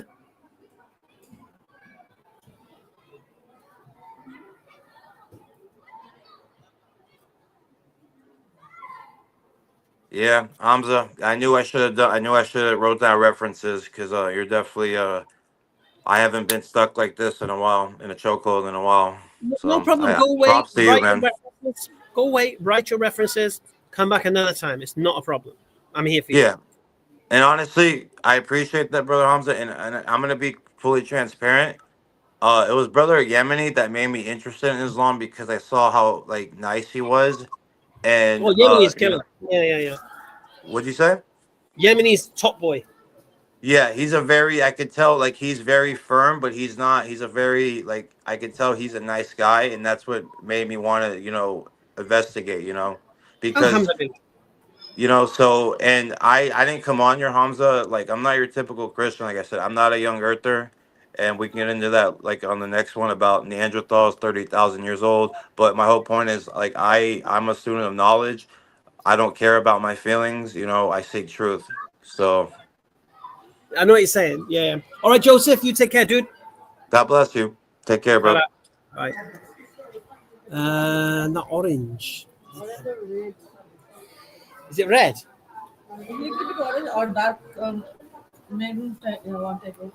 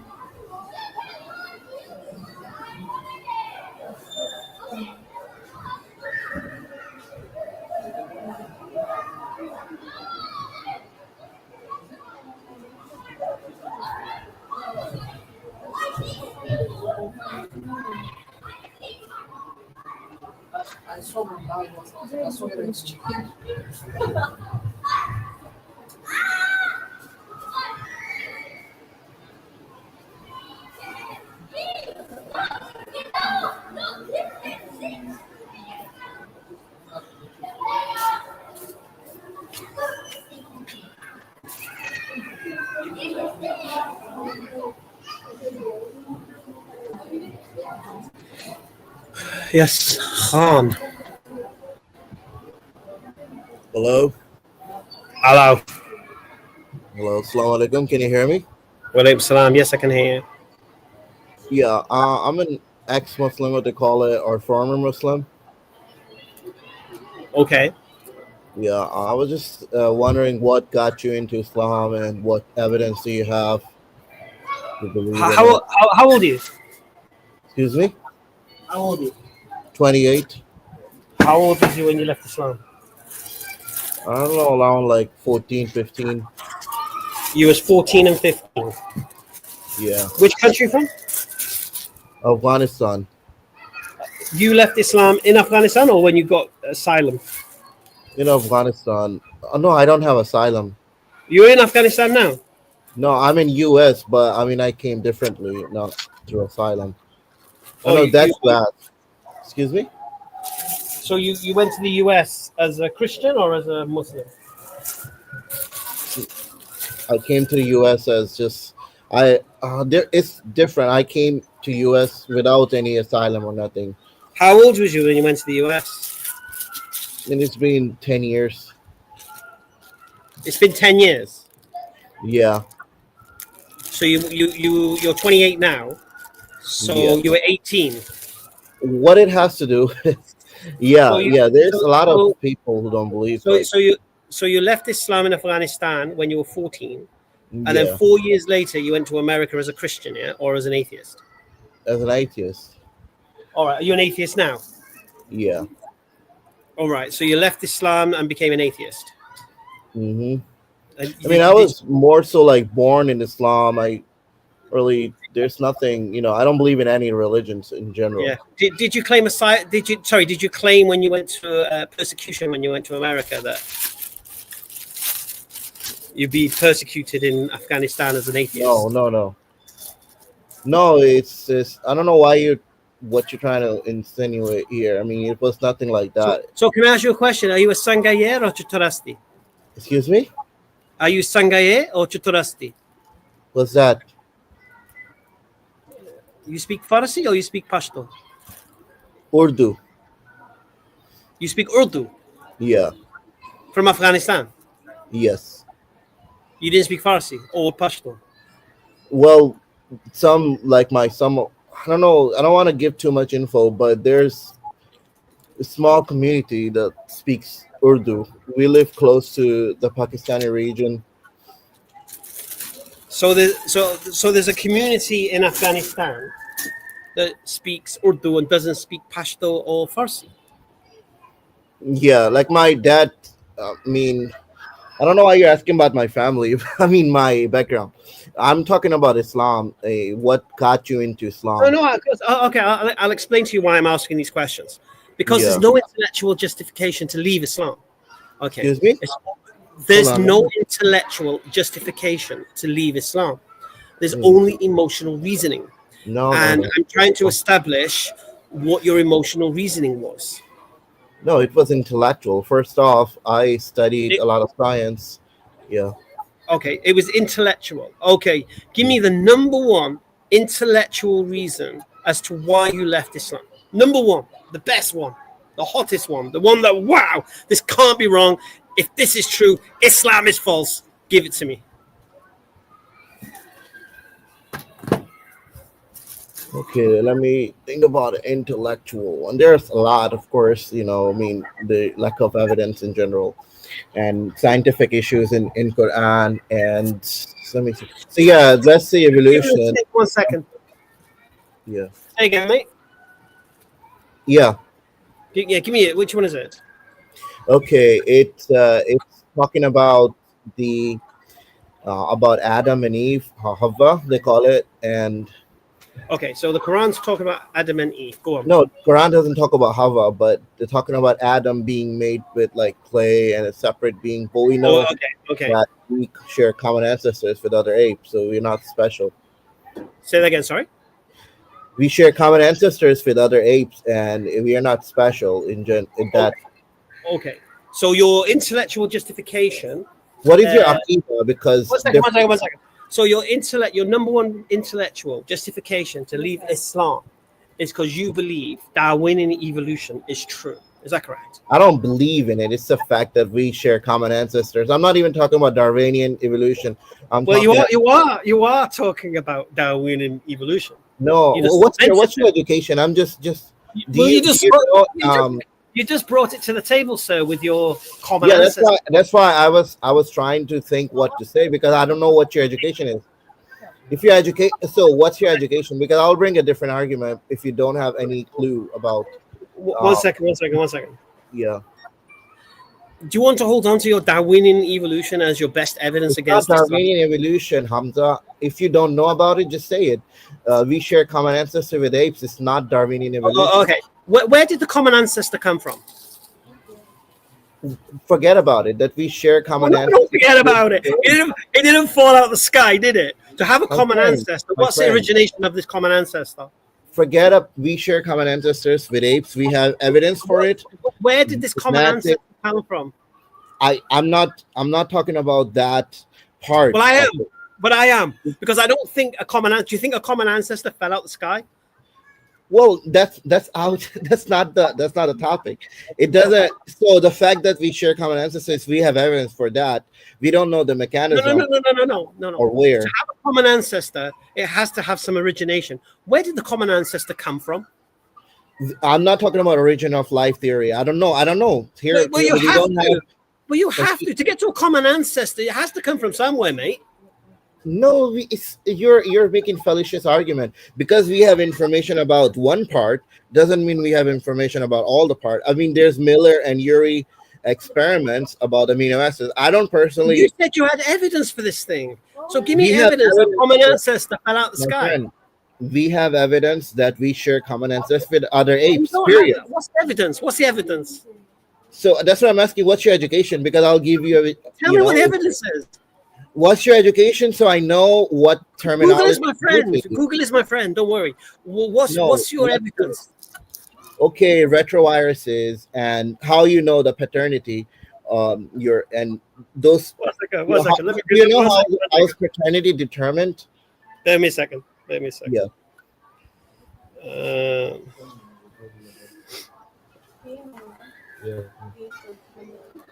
This one. Oh, let me say 2. And 1 day. Yeah, okay, 3 for 10.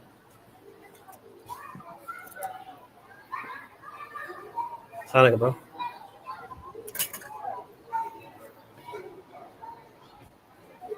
Oh. I just need you for a couple of minutes, mate, if you're free. Inshallah. Yeah. One second. I'll try to get some. This is a different one, you know that. This one's from this side. This one is okay. Just so. So yeah, this one is from that side.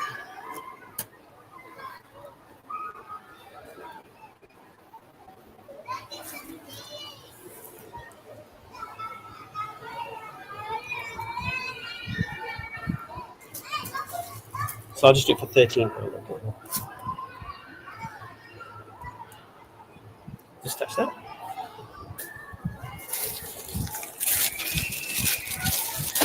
There you go. Thank you very much. Take care. £6, 2 for 10. Huh? Same. They're the ready-made ones, you know that.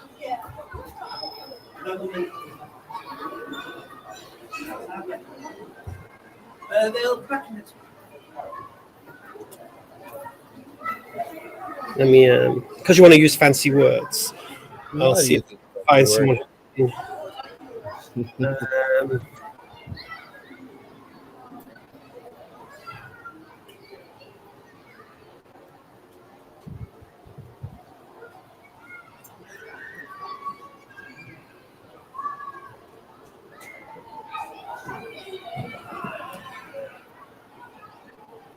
Theological.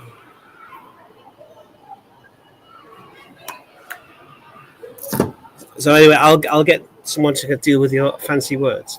So you think that evidence for Darwinian really evolution common in based on biology. meta-analysis? Yeah. Excuse me?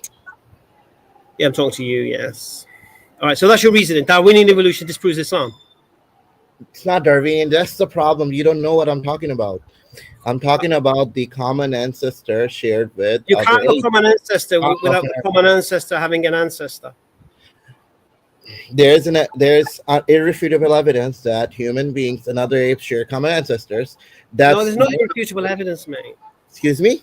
There's theories.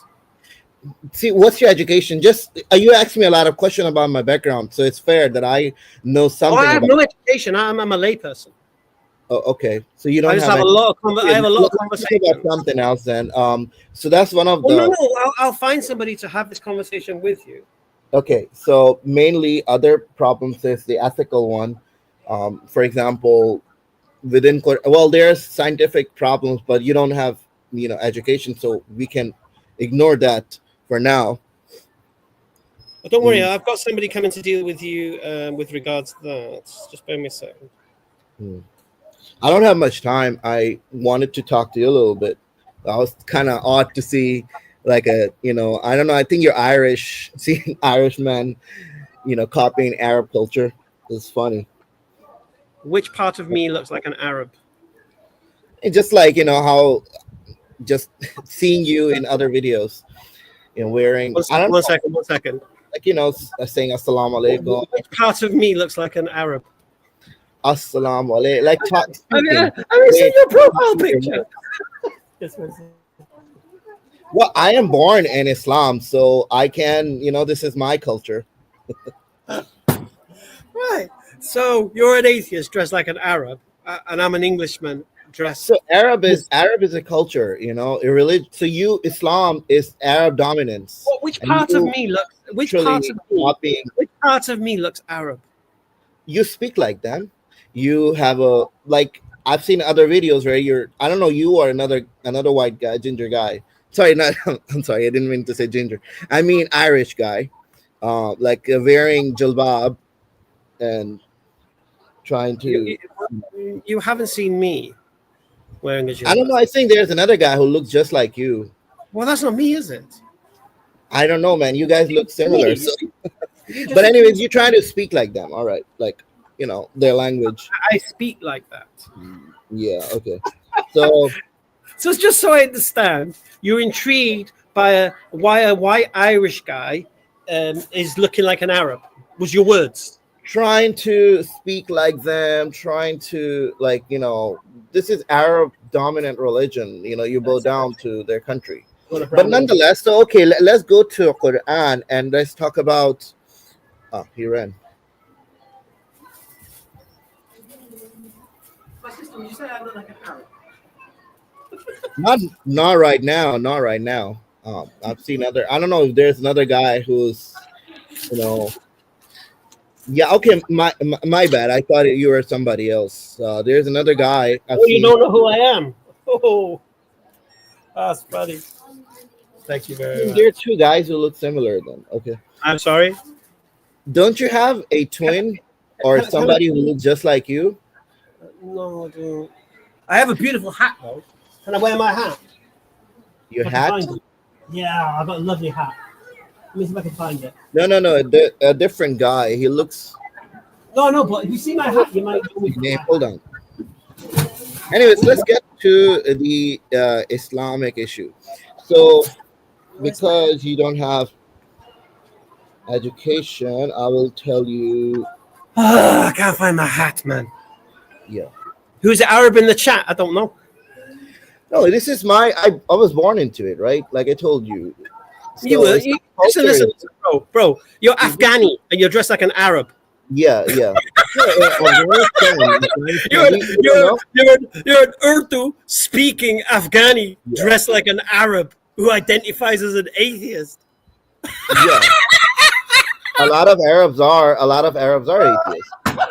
You think Arabs aren't atheists? Arab, mate. Arabs aren't atheists? My friend, Arabs aren't atheists. or Afghanis aren't atheists? You're I guess not an you're Arab. you're So why you ignorant dress like an Arab? because there are some Afghanis who do dress like Arab. But You can you're, see but you're this. not an Arab. Why are Excuse me. you dressed like an Arab when you're not an Because Arab? it is part of Afghani culture too. We dress like this sometimes. You No, know, it's Afghanis the do not desert too. You wear. know. Anyways, let's Afghanis, get to the point, Mister. Afghanis do not dress like Arabs, mate. Some do. You have then you okay? You don't know much about Afghanis then. You didn't even know that Afghanis speak Urdu, did you? Did you know that there is people like population in Afghanistan who speak Urdu? Okay. There may have been Arabs who went to fight with the Mujahideen against the Russians, maybe.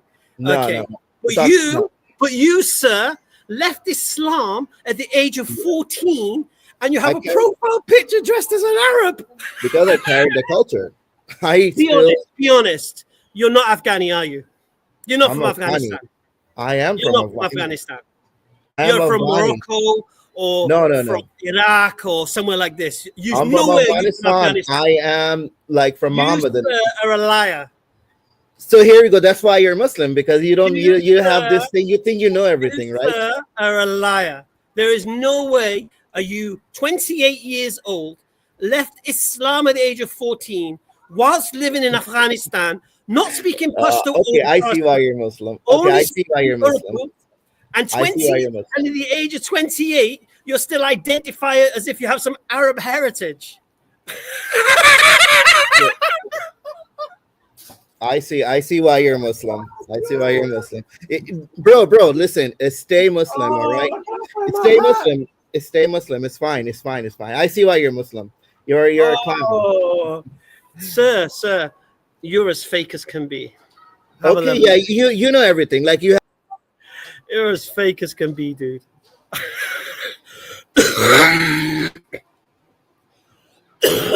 Oh, that was funny. That was funny. He's literally saying he's confused seeing an Irishman looking like an Arab when he's an apparent Afghani who left Islam 14 years ago, doesn't speak Pashto, doesn't speak Farsi, only speaks Urdu apparently, and at the age of 28, having left Islam, he still has a profile picture wearing an amama and a thingy. Bisht, is it bisht? Is it bisht? What do they call it? That thing. Only wants to think about Darwinian evolution back to a common ancestor. Can't go past that point. Terrible, man. Terrible form, I tells ya. Oh, they're £4 or 3 for 10. Any of those two walls. It's terrible, man. Exactly, Kabulu Palo.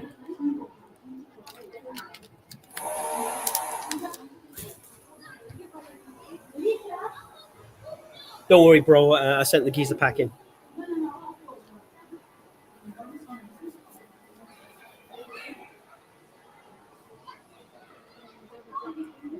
I think yes, I do. Do you have one like this type, or the Thai one, or I got the straight one as well, like this, yeah.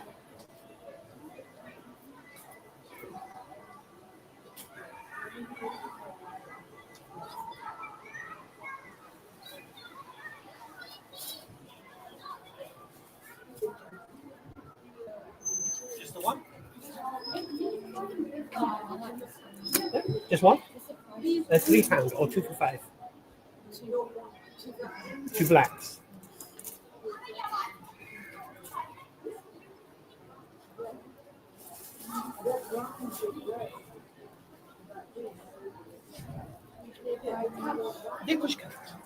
Just 5.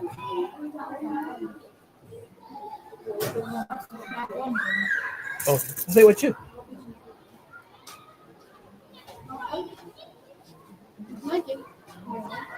There you go.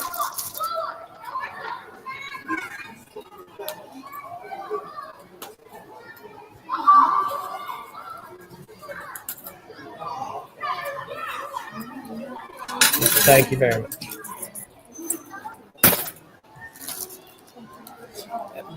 Don't worry, it doesn't take long to smell the Fraggles here. As soon as he didn't know Farsi or Pashto, Sangaya Chutarasti, Khalas, he's over.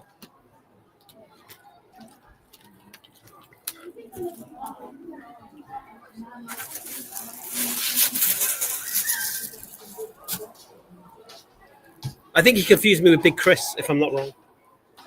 Oh, yeah. Right. Yes, for 3 for 10. Yeah, Yeah. If this doesn't match, can I change yeah, you can change. Well, 7 days, yeah? Paying card or cash? card?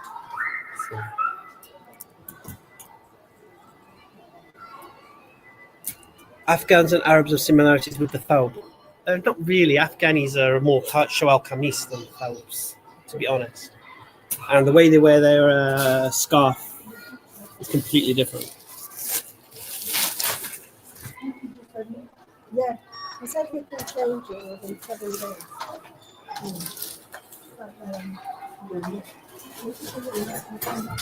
No, it's not John. It's Big Chris, you know, wearing kameez and jilbab and that. No, you don't need them. I'll give you one if you like. You got an honest face. Thank you. Assalamu alaikum.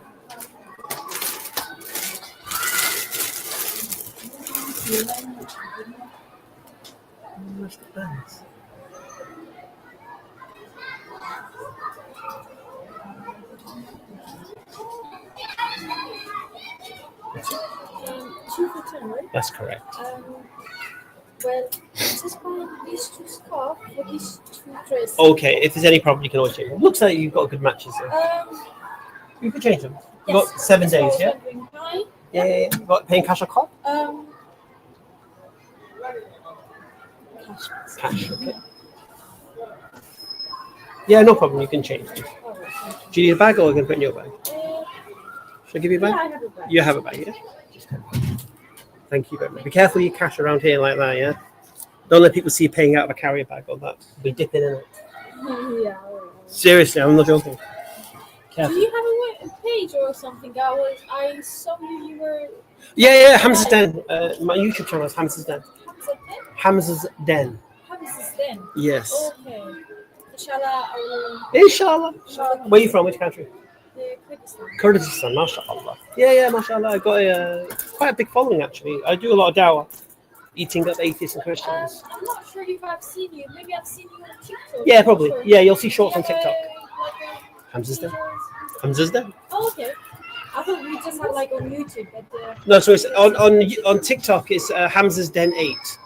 So Hamza as in Hamza, Den as in House of a Lion, Den Den. That's it. So Hamza's Den, and then number 8 on TikTok. Let me show you. Where TikTok? I'll show you. Yeah. It's easy. So you were arguing with the man who was from Afghanistan? He wasn't from Afghanistan. He said he was from Afghanistan, doesn't speak Pashto or Urdu, and dressed like an Arab after leaving Islam 14 years ago. Third thing is Afghanis don't dress like Arabs. Simple as that. There you go. You're going to follow me. There you You just followed your go. Job done. Alright. By the way, do you have any scarf Yes. with veggie color? Beige, yeah? Yes. Do you want just slip on or tie or half tube or tube? Can Do I? you want to like close back like this? No. Well, I want the material, not this material. Not this material. Not this material. Why do you, that's why you don't want that material. Because it slides. Yeah, it's light, but it's Terrible. Yes, this material. So. Why do you want that material? It slides. It's pointless. You don't. You want something that doesn't slide. I have a nice tie one that doesn't slide. Can I see? It has a silicone. Can I see? Yeah.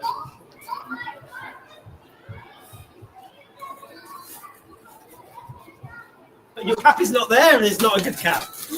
When your cap is gone, it is not a good cap. No, not really. So it has like the silicone. See. Yeah. So when you wear it, it stick. So it doesn't slide. Really, really popular. But what color? Do you have any other colors like veg? See? Yeah.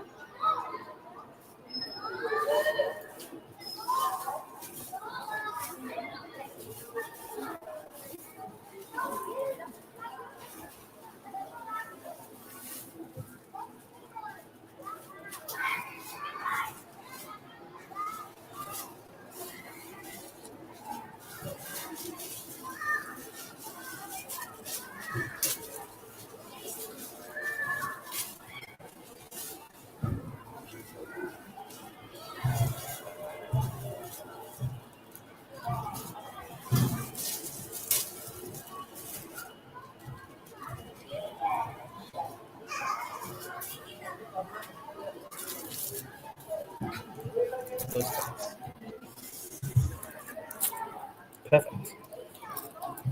No, it goes with your scan.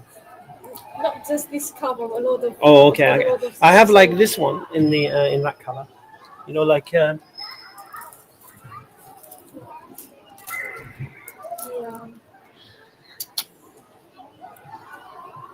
don't worry, it's not a big deal. Sorry. No, no Or problem. is it like, Say it again. do they come in packets? No, that's not it. These ones are from this side, aren't they? You get 3 for 10. Oh, okay.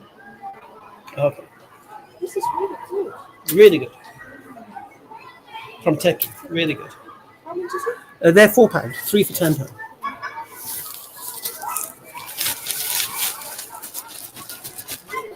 You really like it, Yeah. and it won't disappear. That one look nice. Not sure. Did I pay you for the 2 scarves, right? That's a great question. I believe you did. Let me just confirm. I think I pay you by cash, didn't I? You did. Yeah? Yes, you did. And then I told you be careful your bag and all that business. Yeah. Okay. At this far out, I know you even before I came to England, Oh, and I was a big fan of you, but I didn't know like Ah, your personal subhanallah. page, mashallah, and then now I was telling myself, mashallah, very small worlds. Yeah. Aini. Yeah. Well done for you and for your dawah. Ameen, inshallah. Jazakallah khair, my sister. Thank you very much. Salam alaikum. Have a good day. Hamza, I'll make you a rainbow lion for the emote next to our names for the OGs. It can't be rainbow. Have we got a ginger lion? We got a ginger lion. Got to be a ginger lion, isn't it? Arabia barefoot Bedouin. Have we got a ginger? Ugh. I can't have a rainbow. I know you were only joking. I'm sure. No, not rainbow. Oh, that's a great question. What did I just do with your scarves? Did I give it to her? I think I give it to her. Put hers in the back and then I give hers.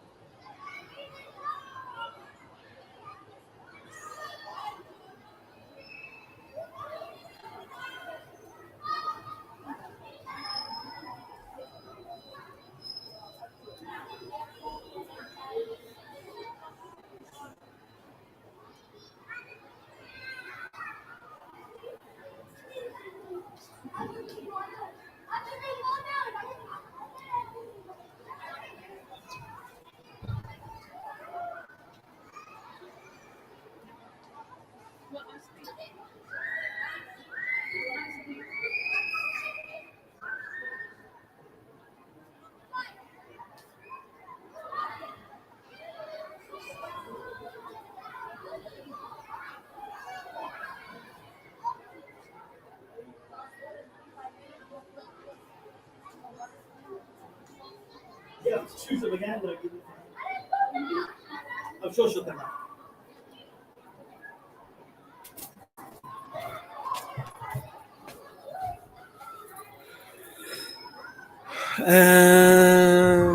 What about Braveheart style, blue and white? What do you reckon?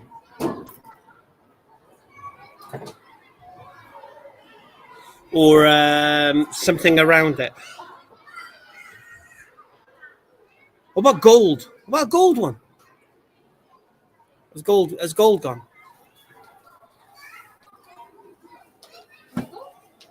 Thank you. Paying cash or card?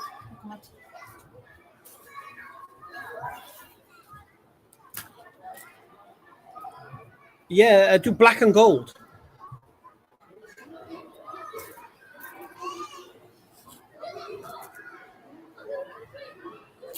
Amazing, she just disappeared.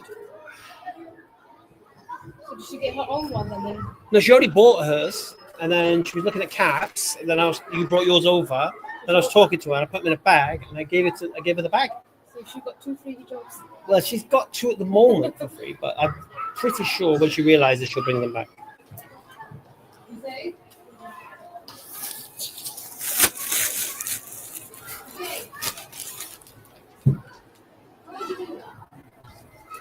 There you go, my sister. Have a wonderful day. Assalamu alaikum. Gold looks the same shade as orange. Okay, what about black with a gold outline? Maybe change the outlines to differentiate. So go from black to black with silver to black with gold.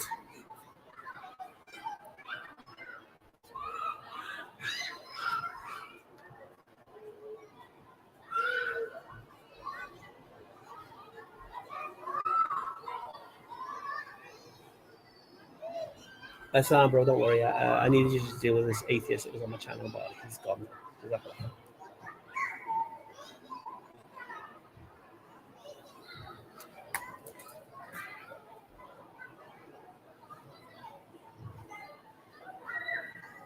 Who thinks she won't come back? Oh, she'll come back. She's a fan.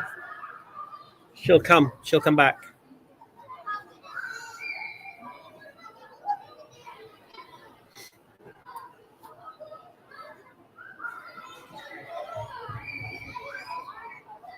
Yeah, sort it out, Layla. It's on you. Do you need me to send you the, what you call it? The actual templates or whatever?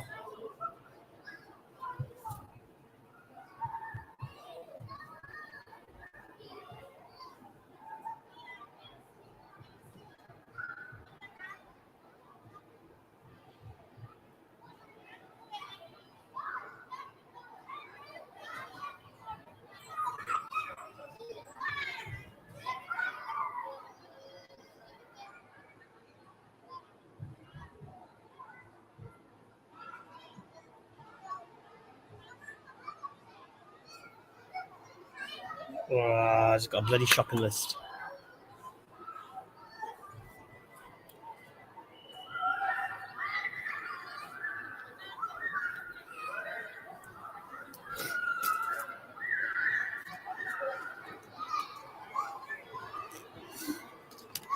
Why only rainbow? Where did these? Oh, my elastic bands go. What packet of elastic bands?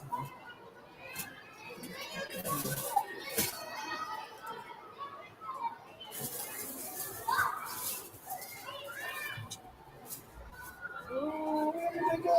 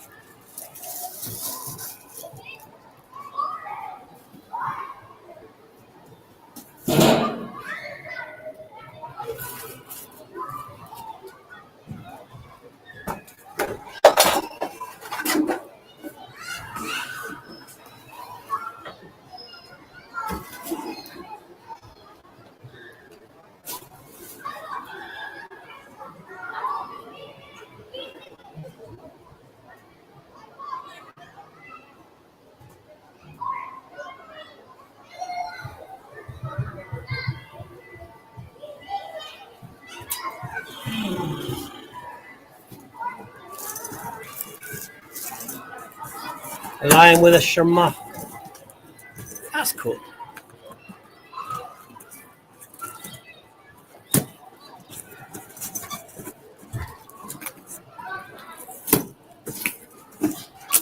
What about Palestinian colours? That'd be cool.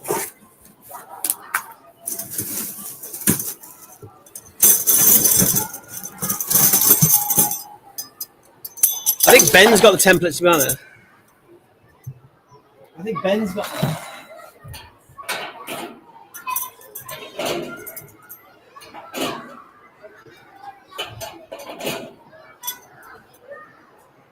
I'm not wrong.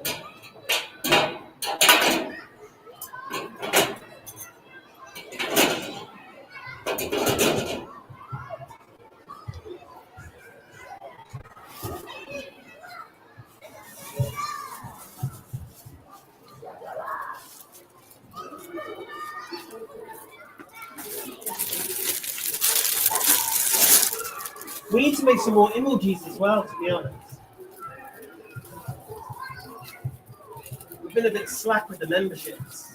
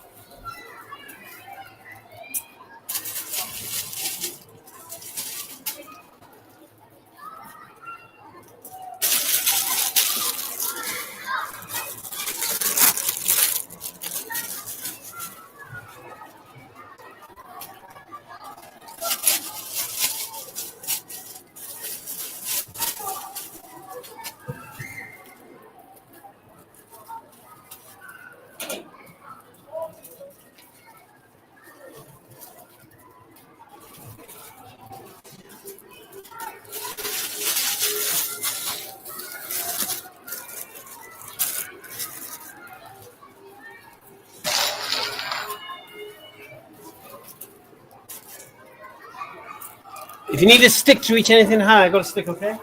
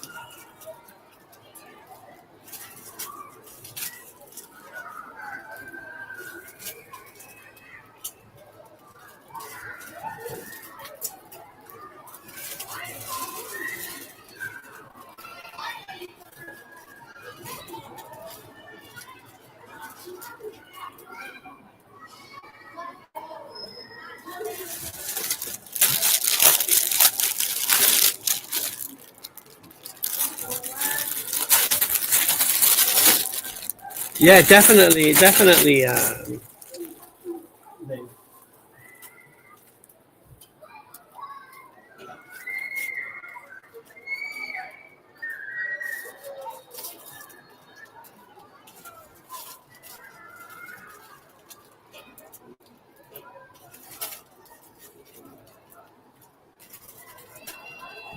I like the idea of you doing it though, as it was your idea. Whoever has an idea becomes the Amira of that idea. Or the Amir.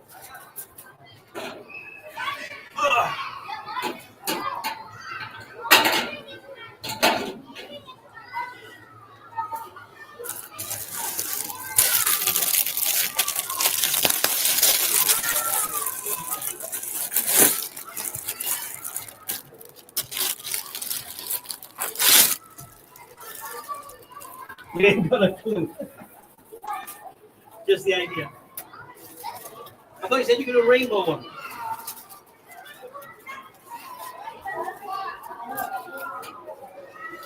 You probably have less of a clue than I do.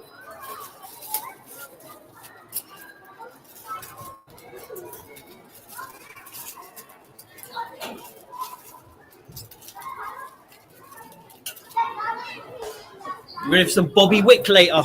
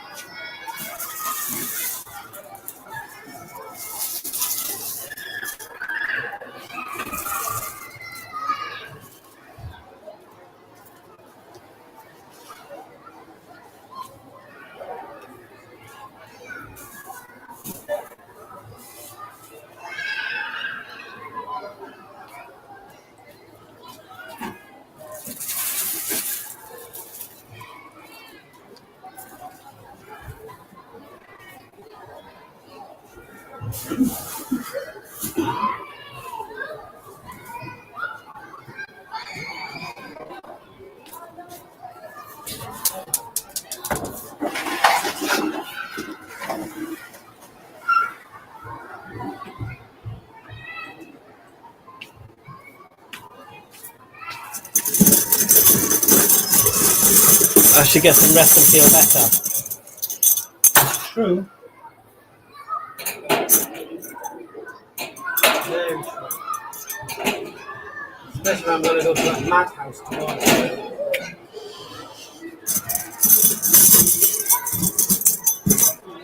I'm thinking of using the same gladiators because we have a bit of an anticlimax this Friday, last Friday. So, for the new TikTok way.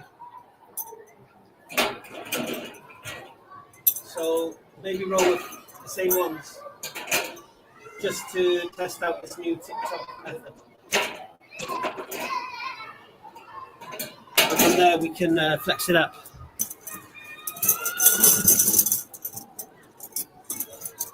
Playing Mafia on really good Mafia Old Country. It's like a brand new game that only came out like yesterday. I think you'll enjoy it, Sally. Bit of everything going on. Yeah, TikTok is beautiful setup.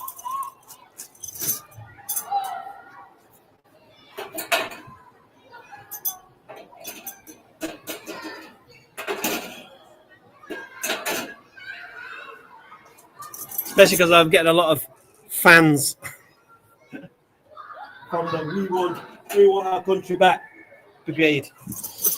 They're not happy with me at the moment. And Layla, that was my idea. It's my idea, but Ben makes it happen. That's what I love about Ben. I just have an idea, and he makes it come true. It's like having a genie. He brings it to life.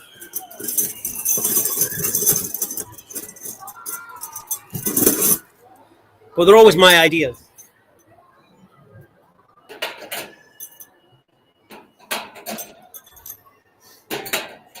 That's why I thought I'd bring TikTok to school now as well, as a Brucey bonus for the schools.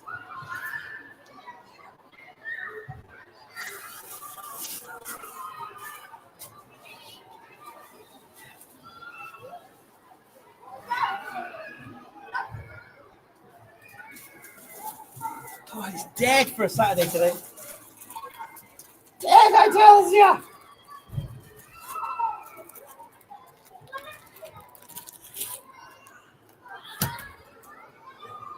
Well, I was busy on Thursday.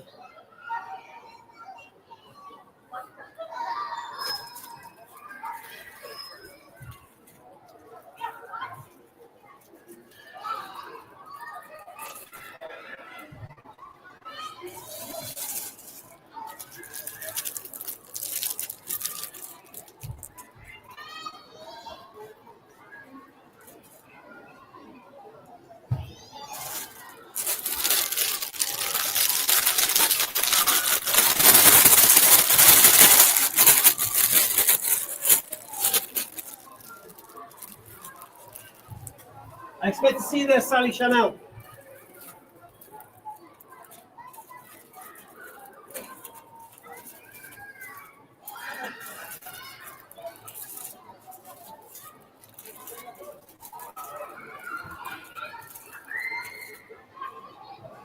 Whilst you're working away in the background.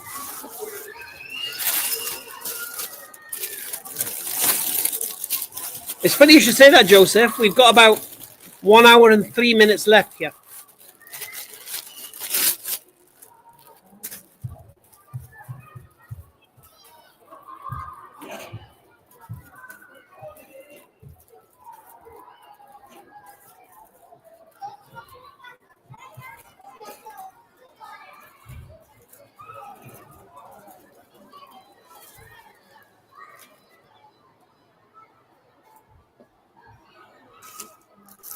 Oh, Sally.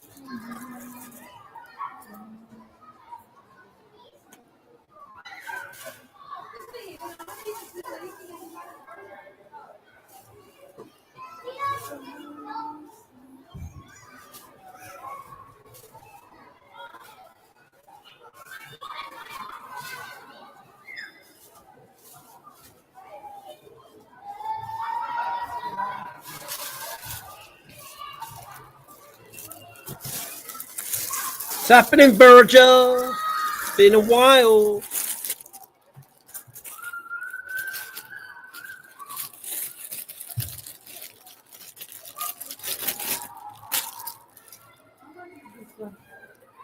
£6 or 2 for £10.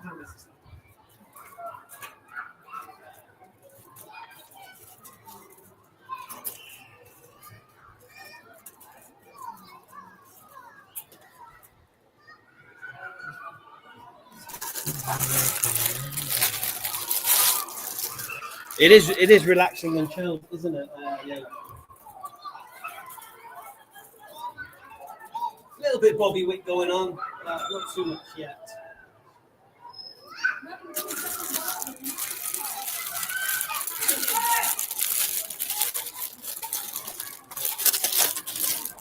There's always going to be Panic Hamza.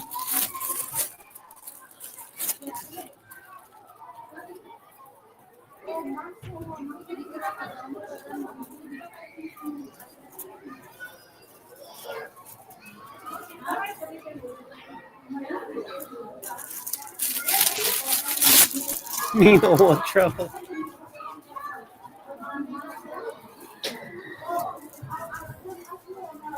That's got to be the classic, isn't it, Layla? Me neither.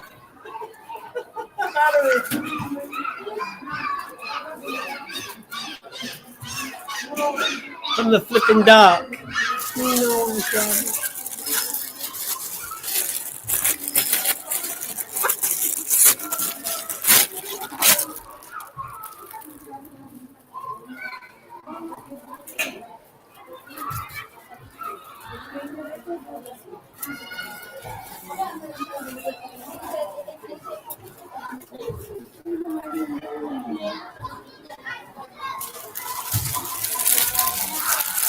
Immortalized, Layla, immortalized.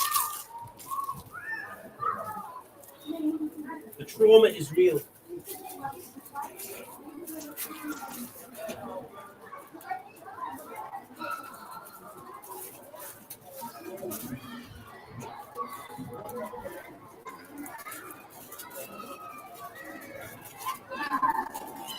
I am thinking of a State of Decay 2 as well as an option for a game.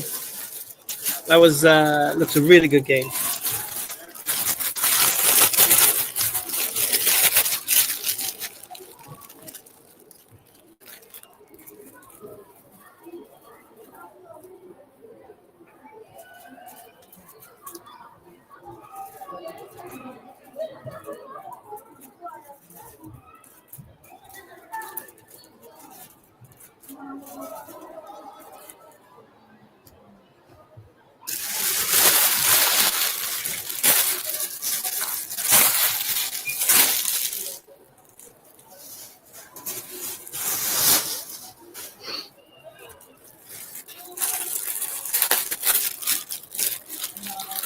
Platformer games, not really. I like survivor crafting games. I don't mind a nice linear story game. I was really thinking of going through Shadows of War again, because that was such a fun game.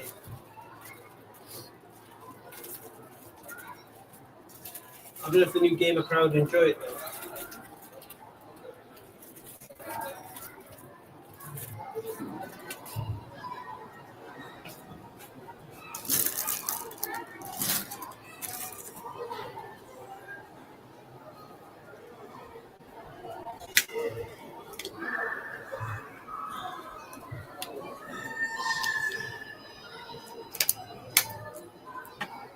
You're closing the play area. That's early.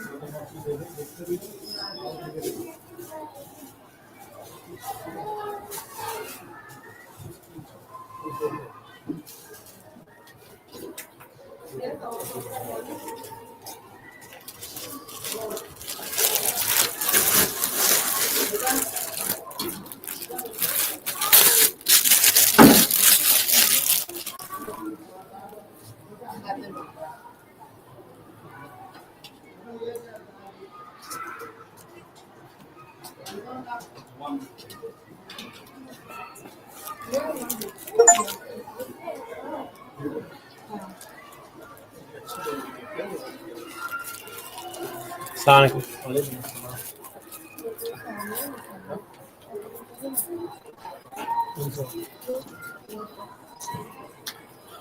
No, we play with the magnets. Do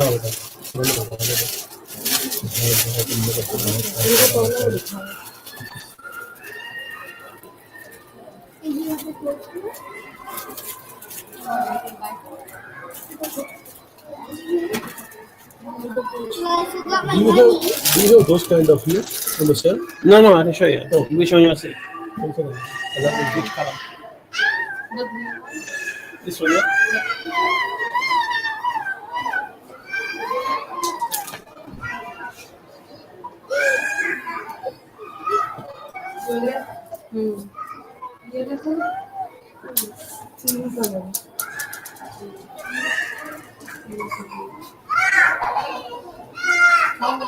This one is 8 or 2 for 50. Yeah, really nice. This is organza. Do you have a video from Turkey? Yeah. This side. Okay. That's actually good. No problem.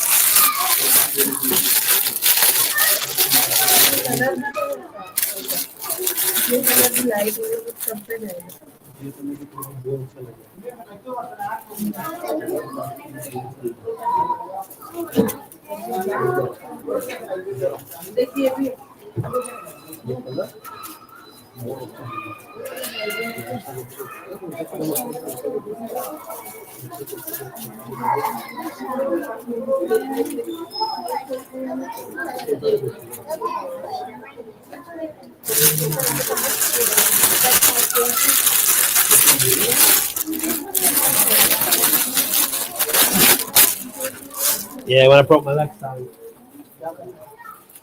and I had to crawl for survival.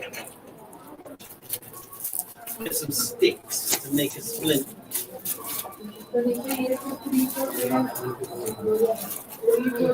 I'm resilient, man.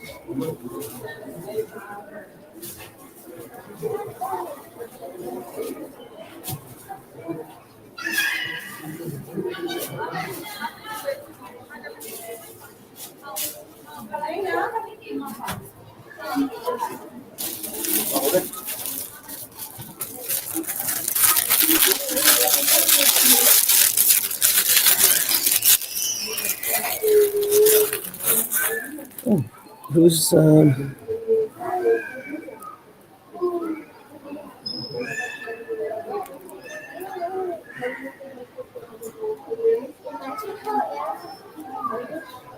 Someone just dropped in, eh? Easy answer to the Aisha issue was Muhammad Marita Halal, if yes, which she said. Okay. Okay. Well, I've come to a controversial amongst Muslims position on this. That I don't believe she could have been that age when he married her. I don't think she would have been physically mature at that age to have been able to consummate marriage at that age.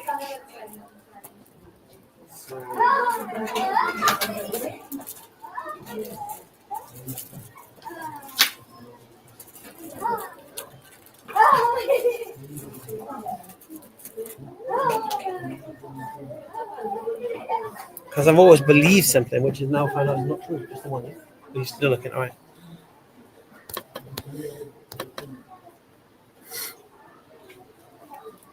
No, I understand, Joseph. She had a while, but I don't believe she could have been physically mature at that age. I think it's pretty impossible for her to have been physically mature at the age of 9 back then. Because I always believed something to be true, which I realized recently isn't true. And I didn't know it wasn't true.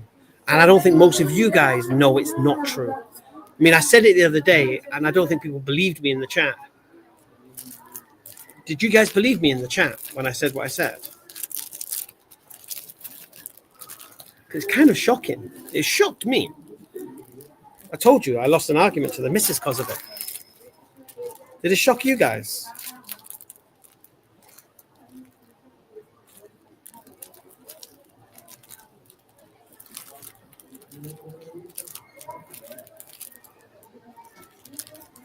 No, but did it shock you that back in the day, girls would have matured at a later time?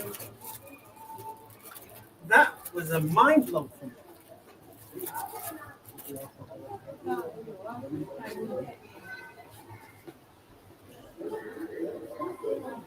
So what I said was, would you like a stick to reach high, my sister? No problem. So what I said was, girls in the past matured at a later time. They had their periods later than what girls do today. They matured mentally earlier, but matured physically later. Whereas today, they mature mentally later and physically earlier, which mind blew me. Yes. You want it with crisscross or straight? Straight. Yeah, so the straight one is here.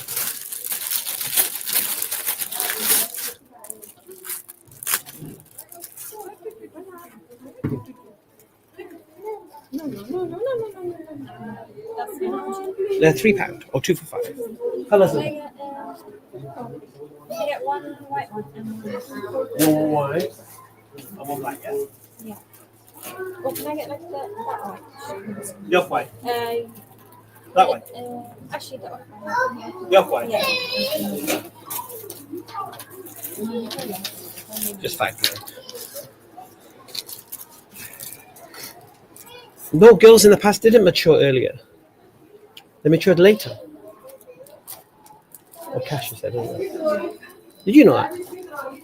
Yeah. Girls in the past, they matured later. Oh, really? I thought it was the other way I around. thought it was the other way around. No, mentally they matured earlier, but physically they matured later. Because of all the hormones and all that stuff in the food and everything today, Oh, yeah. they didn't have that.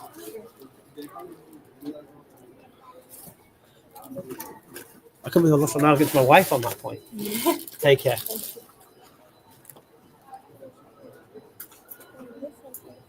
Just the one, yeah? £2 or 3 for £5. No, it's the other way around, Roman. One piece is £2, yes.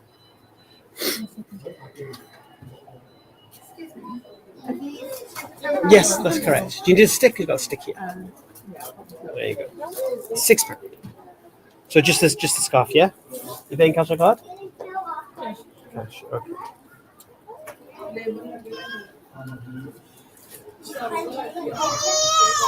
Yeah, that's what I'm thinking. Tabby glass cat. You want to? Should we do a fudge?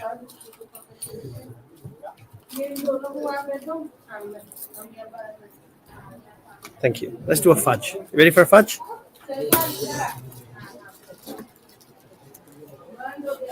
That's it. Yeah. Yeah, sure, Scaffolding. Yes. Okay. Take care.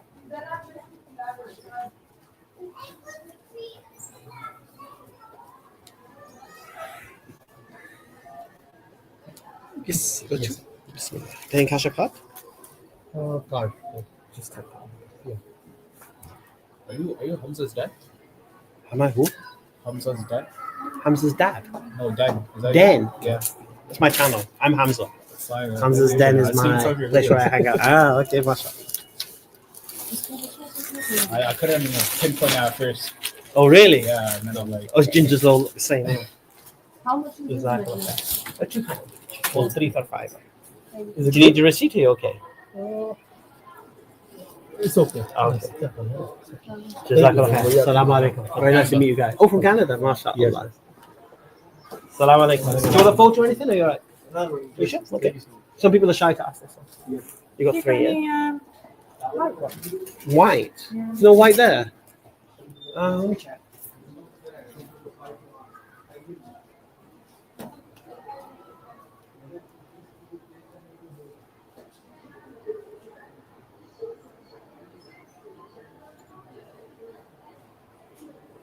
Is this it? Is this the one?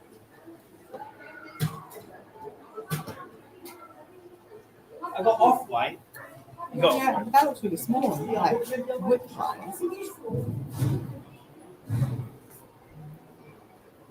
Oh, it's a different one. It's a different one, that's why.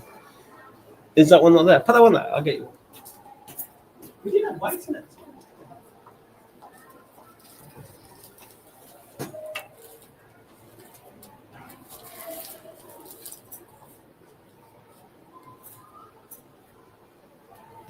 Brother, may I have a bag for this, please? Because I have to bring this. Oh, I see. Or if you have some, You want some plastic bag or something? yes, yes.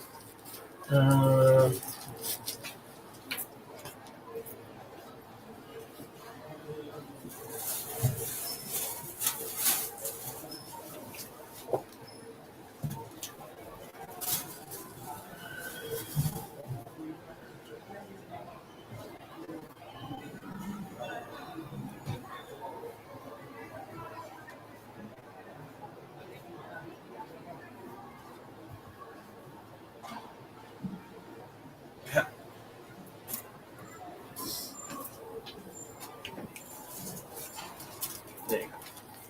Really talking. Alright. Should we do a fudge? I haven't got that. Yeah, that's the one we have. Did I have white? It's alright. I've got white in the small one. The small one's fine for you. The way you wear your scarf. I double it tight. Ah, the way you wear your scarf, the size is fine. Telling you. But what do I know? 5, 2. You might get These are really similar. which It's two? Which either two? this one or this one, similar to the one I'm wearing. It's the same. It's exactly the same. Right, let's ask Fudge. There's a stick there. Sticks here. There you go. Fucking lazy. In which one? Trevor? No, Trevor's never come. They'll come this week. Maybe we'll do them on Monday. They'll be here Tuesday. Sure.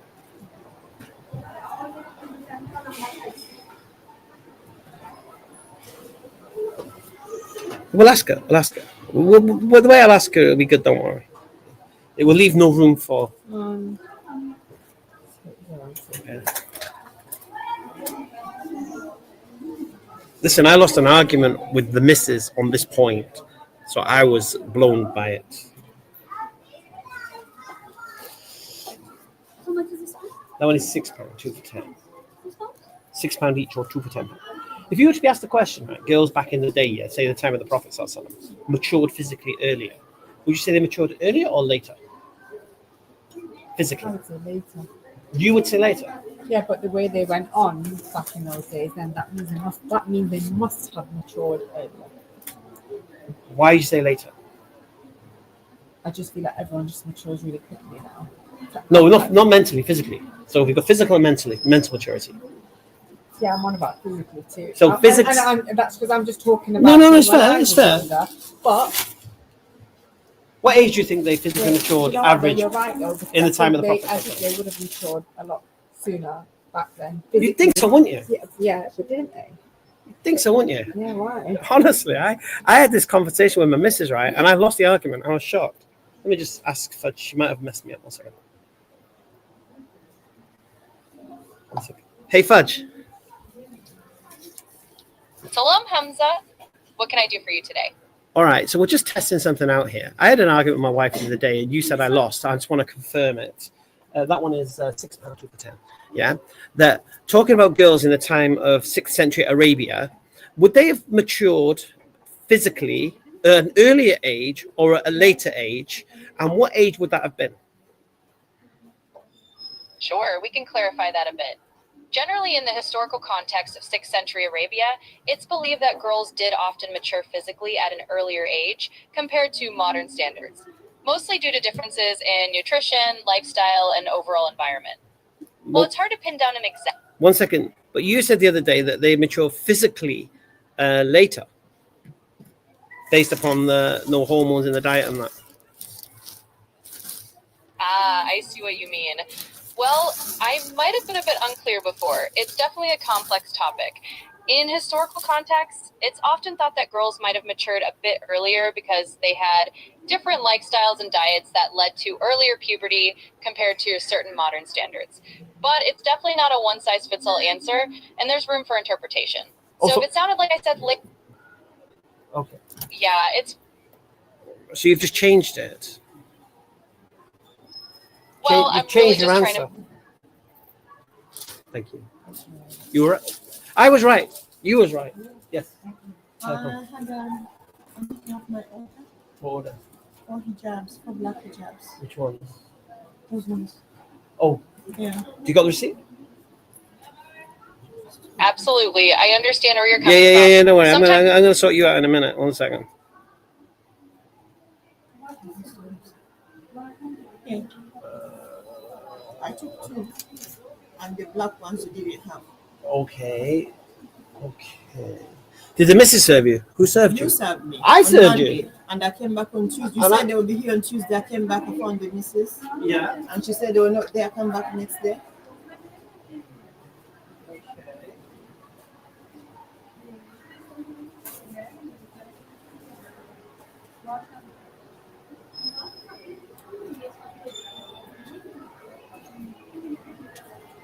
Oh, yeah? Yes. Okay.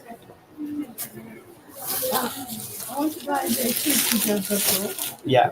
The black and the white mixed with black as well. Yeah. 2 together. This one. Yes, please. For 1, yeah? The 2 for 10. 2 for 10, yeah, I want 2. And the black plain. So the black next to it. So you're 1 white, 1 black, or 2 Yeah. white? No, 1. 1 white, 1 black.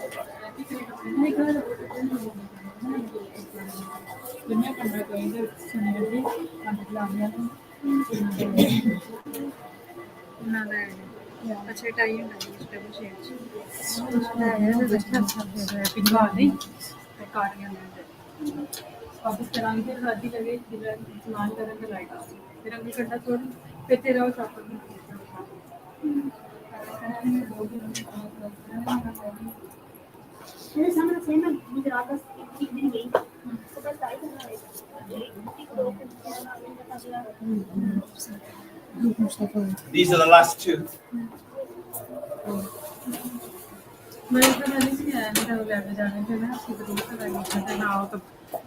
In those colors.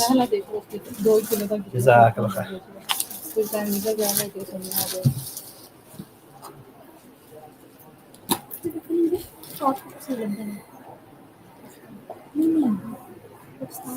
No. Yours is hit this too, yeah? Yeah. That was her temper, not yours. Okay. No, now touch it. Yeah, no. There you go. Can you receipt it? Okay. Okay, thank you very much. Assalamualaikum. 1 second. I need to.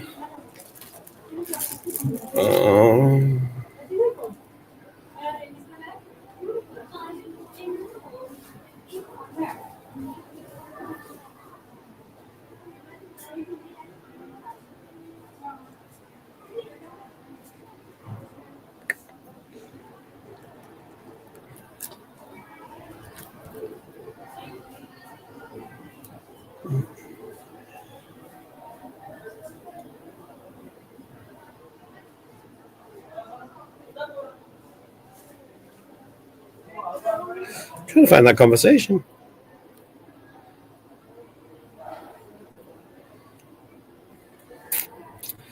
Let's see how it went. Because I argued with her about it at the time.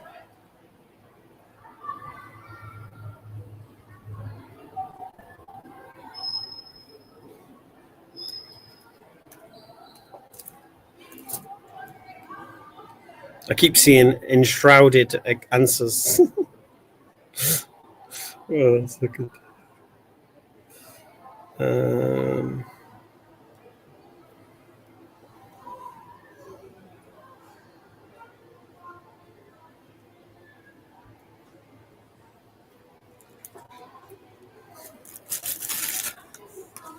Friends.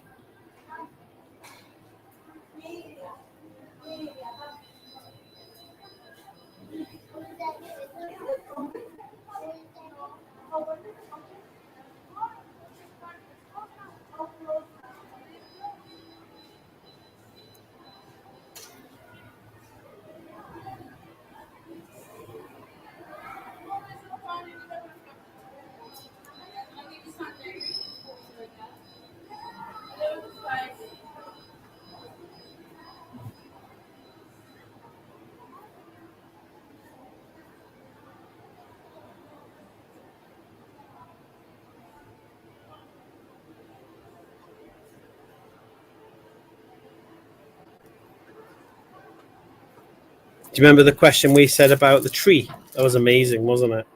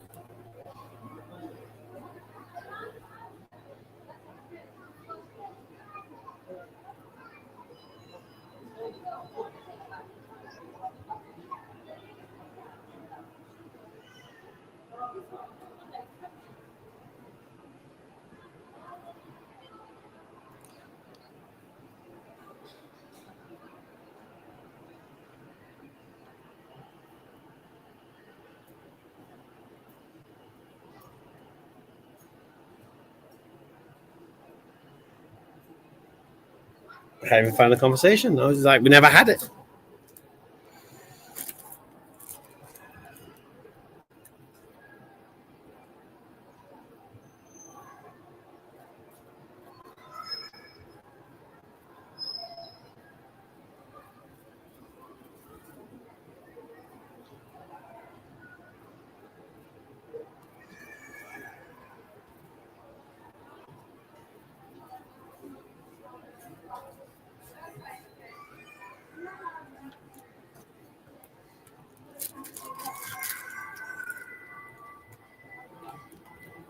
See, look, this is AI overview.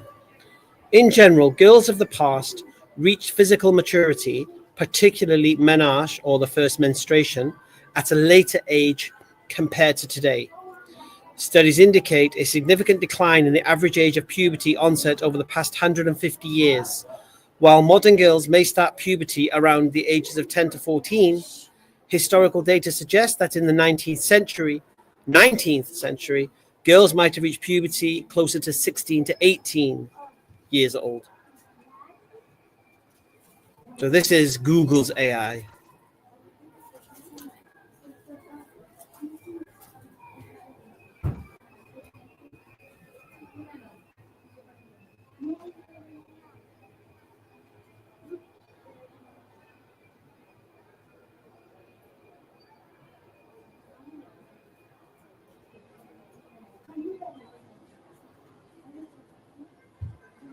They said even in the past, onset of puberty has fallen by 5 years since 1920.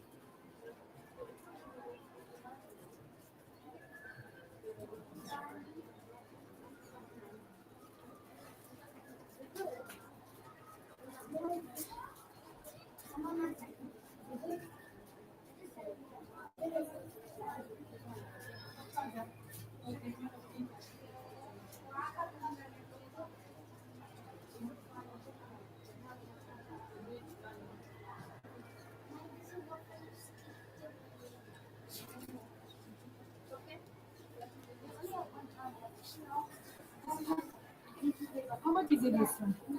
This one is £6 Next one. or 2 for £10. Do you have a more color? Yeah, the colours I have, I'll show you.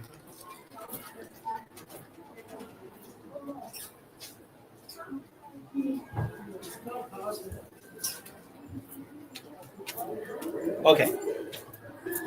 So here's another one. Girls in the 6th century generally reached menarche, the onset of menstruation, later than girls today. While the average age of menarche in the 6th century was around 14, with a range of 12 to 15, today's average age is younger, often around 12 or 13. 6th century. In Europe during the 6th to 15th centuries, the average age of menarche was typically 14, with some girls experiencing it as early as 12 or as late as 15. Okay.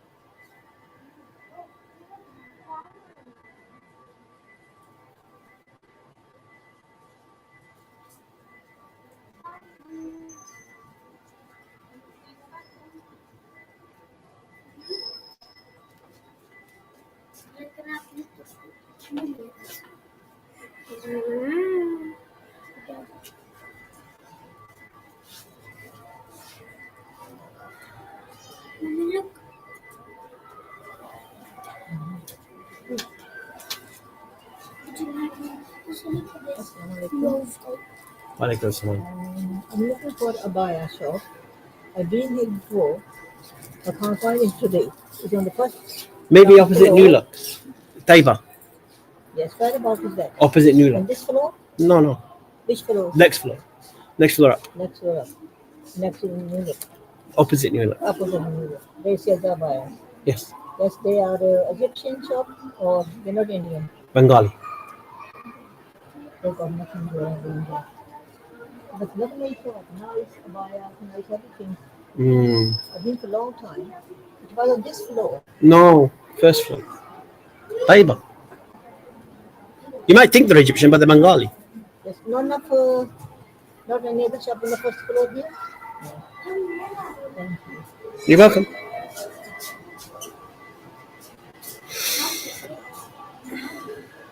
It seems like there's the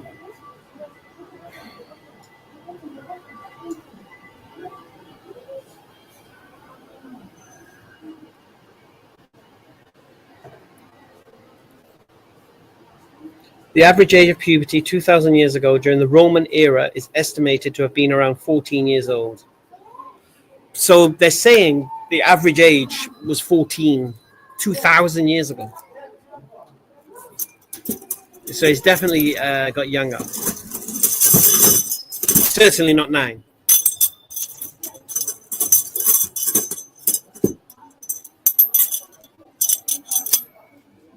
I thought Delaware was 9, wasn't it? Wasn't one of Delaware 9?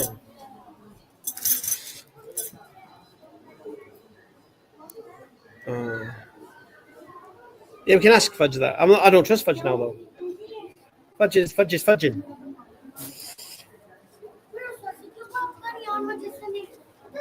And she's doubling down on her Fudge.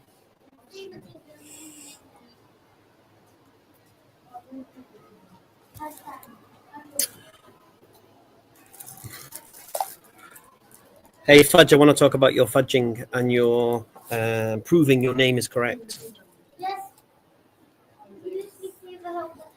Oh, I see what you did there. Well, I'll do my best to keep things as clear and unfudged as possible. Just let me know what's on your mind. Okay, we spoke about the age of puberty for girls over 2,000 years ago, yeah? And you said it was earlier. Yeah, exactly. We did talk about that. So historically, the age of puberty did tend to be a bit earlier in some populations over 2,000 years ago, especially due to differences in nutrition and lifestyle. So you remembered that right. I do, and other AIs are disputing you. They're saying you're wrong. Think hard? Yeah. Got it. Well, there's definitely some debate among historians and scientists about exactly how nutrition and environment affected puberty ages way back then. It's not an exact science, but the general idea is that it could have been a bit earlier on average than it is today. So there's room for interpretation, and I'm always happy to clarify if needed. No, they're saying that the it was between 12 and 15, with the average being 14. Yeah, I hear you. And that's actually a pretty common estimate that a lot of researchers go by, that in many historical periods, the average age of puberty for girls was somewhere around that 12 to 14 range. So it's definitely not a one-size-fits-all answer, and it can depend a lot on the time and place. But that range is definitely a reasonable reference point. And what about today's age? What is the average today?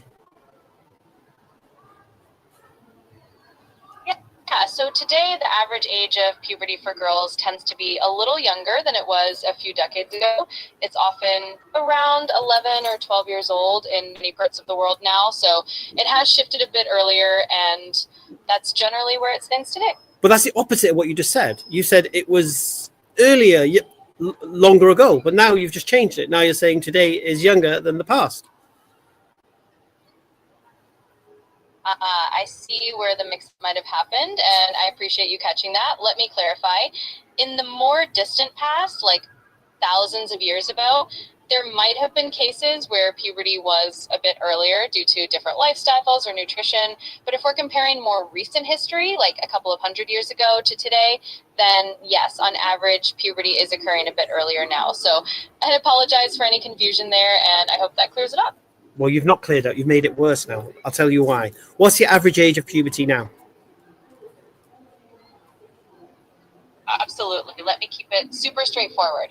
The average age of puberty for girls today is typically around 11 or 12 years old in many parts of the world. So that's the current average now. And what was the average 2,000 years ago?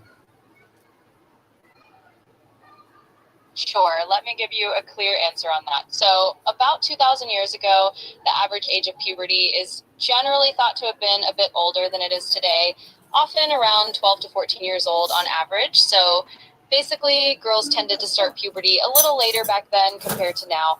Hope that makes it nice and clear.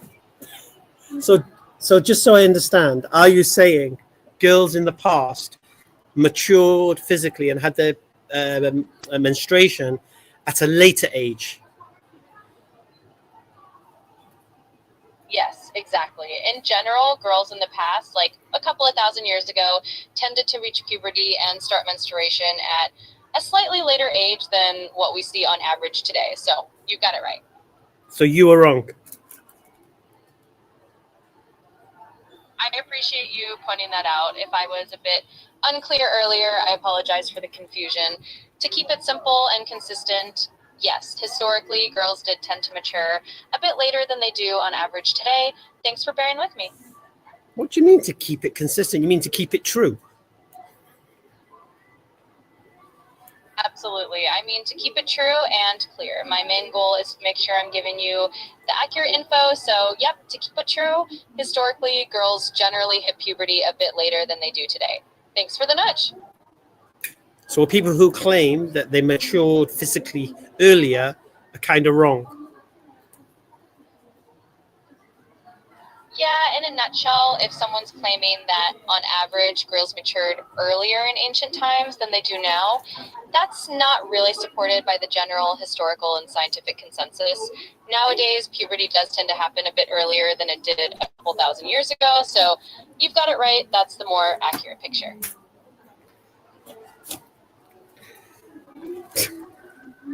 And what happened in Delaware? Why was it so young in Delaware? Yeah, so in more recent history, there have been some local variations. In places like Delaware or other regions in the U.S., the age of puberty did start trending younger over the last century or so. That's often linked to big, healthcare and overall. Right. So basically, those local. Well, don't worry about it. Can't bother listening to you right now. I'm ashamed of you, Fudge. So I was correct. So the age of puberty, physically maturity, occurred at a later age, further back in the past you go, which is madness compared to what. Don't drag it down, my sister. I got a stick if you want to pull it down. Hook it down, should I say.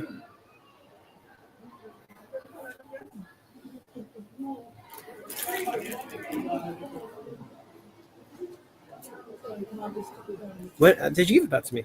Yeah, okay. Oh, you did indeed.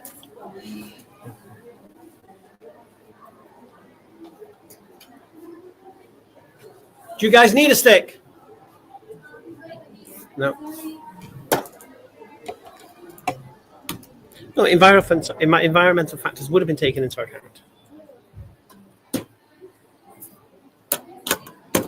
Right? England was swamped by Muslims. Said what? I said England was swamped by Muslims. England was what? Swamped by Muslims. Okay. Was swamped by Muslims. Okay. Say Allahu Akbar. Was swamped by Muslims. Allahu Akbar.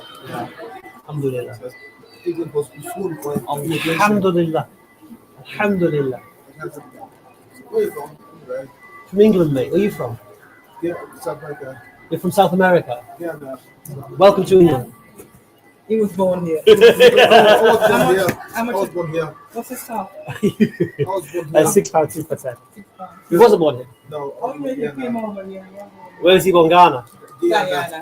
Guyana. Ah. It's an English-speaking country. Yeah. Didn't England swarm Guyana? He wasn't. He wouldn't know. No, he's telling me England, Muslims have swarmed England. Muslims have swarmed England. He's autistic. I know. He's hearing from the I news. think he's been on. News, the It's news. not news. It's social media. Social media. Yeah. There we go. £6. Is that a good thing? Sorry, Mom.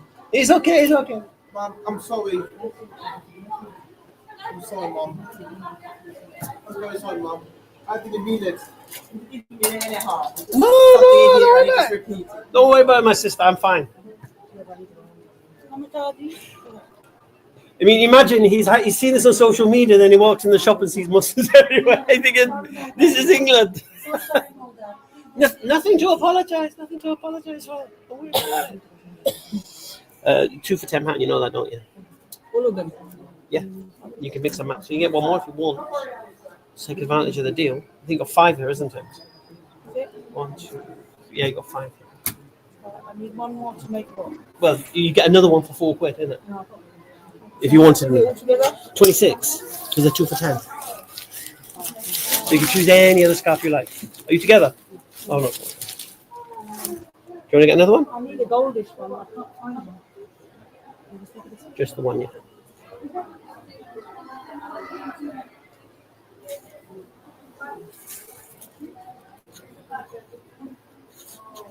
Whatever it is, going to go to chocolate sauces. Yeah, be paying cash. Thank you very much. Just give me all the biscuits that you have and you just like that. I use different AIs to support what I said. That's why I'm shocked she went there. Thanks. Can I get the seat, please? Yeah, of course you may. No problem.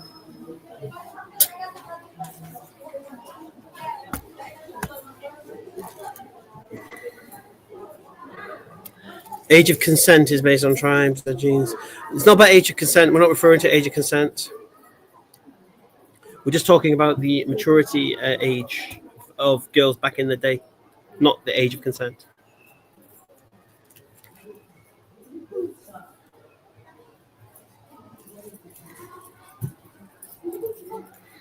How much are those stuff? Those ones are £8 or 2 for 15. Those are the watercolor model ones. Do you want to feel one? Yes, please. Which color you like? Which color do I get you? Have a look. What color you like? This one? And which one? And that one, probably. That one? That Blue one. one next to This one? This one, That yes? one? Or that one? Stick again. Yeah, can indeed. There you go, miss. I'll show you. Do they bubble up or anything? No, they shouldn't. And do you have scarf that's comfortable for kids, you know, for her, like caps? Oh, caps. Yeah, Yeah. of course. That's the extra one. Okay. Caps, yeah, of course. Yeah, like the one that don't hurt. And Yeah, stuff. yeah, yeah. And doesn't hair fall out and stuff. Yeah, these are. I mean, we got the ones like this, straight ones. This one and what other ones? The one with the air cut. The air cut. We haven't got the haircut. Oh, what other ones do you have? Oh, that's the best one for her. Oh, Jimmy. Yeah. They're good. It's a good size for her as well. Oh, who knows that? What do you want? Not crisscross. It's straight. It's straight. Is it straight? No, that's not straight. Oh, okay. That one's not straight. Yeah. I have it with straight. If you, and it comes in the colours that are there. Black. No, it's not. Now it's perfect. Really nice. Look at that. I'll show you.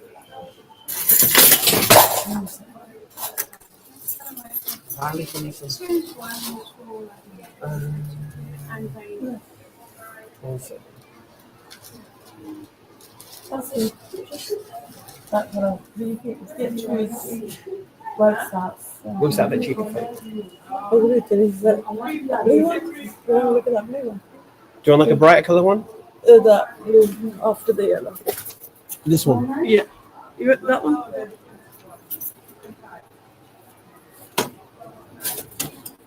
Can buy the one.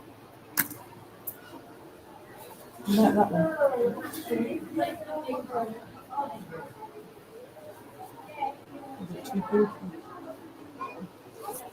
Which other That one? bloody Goldilocks. Go on. You choose what color you want now. You got the. You like the blue one, yeah? Like this. Oh, That one. no, this is one you like. Oh, that one. That one is like this one. Okay, that one you like. Yeah. Which other one?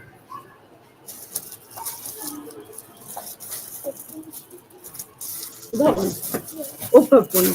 That No, the one next the red one. That reddish kind of one. That one.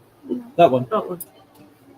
It's like a maroony black color. It's go nice with beige as well. Yep. Yeah, do you have packs of them? This one, yeah. Thank you. Let me get some tips. Do you want one of these? How much are these? You wanted the thing you did, yeah? Cap. How much are the caps? £3, 2 for 5. You want two? Should I get two? What color do you want? Do you want one black and one matching? You got the colours. Sheila, dark. You have one black. Yeah. Do you want navy or chocolate? Dark chocolate. Or just one black? Are you sure? Just walk around. You know something to go with that? Yeah. Sheila, do that. Why don't can I have Like this this one? color? That brown color. This is better. This is one better. Oh, that color. On holidays and stuff.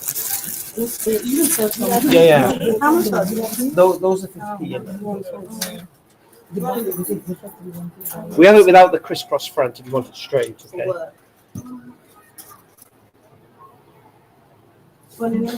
Any deal on these? 2 for 10. How much are these? Oh, so you got 2 for 10 here, and then this is £2. How much are these? Those are £2 or 3 for So £5. no deal. Yes, you get 2 for 10, and then that one is £2. Well, there's £6 for what? So 2 for 10 is yes, the deal is there. You're saving £2 when you buy 2.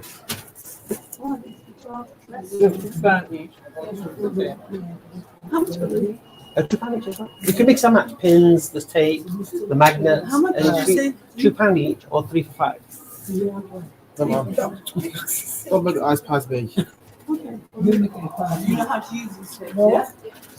Did they damage the scaffold? So what do you know about that? I tell you. They look at us, you tell me no. They look at us. Which one do you want? When you do stupid. Are you Muslim? I'm sorry? Are you Muslim? Yes. So sorry. Why? Why are you sorry? He's right. Muslims have swarmed the UK. Taken over. What else has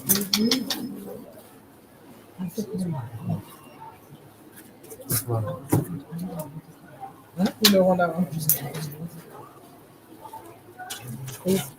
Put that one back. You okay, my sister?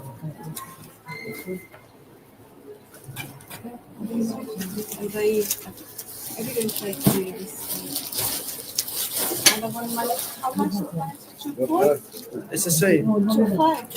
2 is 10. Huh? 2 for 10. 2 for 10. Yeah. It's the same. And now I'm talking about Oh, the magnets. Oh, sorry. My mistake. So the magnets are £2, 3 for £5. 3 for 5. Yeah. You get 1 each. 1, 2, 3. Yeah. Now what are you up to? These 2, yeah. You didn't want the £2 guys, no? I'll buy some, won't wear it. What's that? I'll buy some, won't wear it. I will wear it. So only £2 though. You wash the dishes with it for that money. This is something. Be like the one too, yeah? There you go.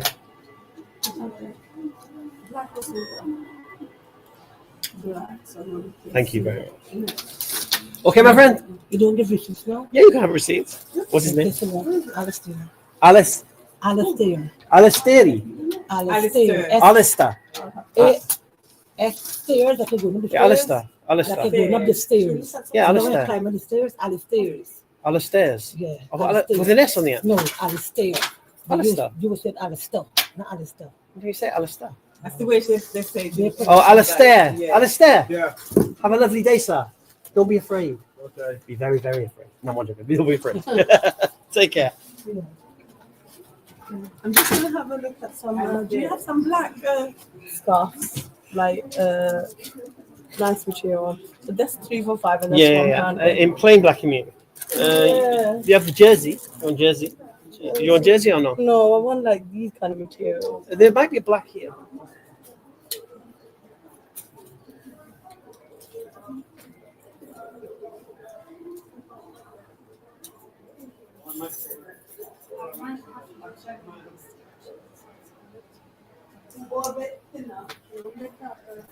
No, that one there, the cotton silk one.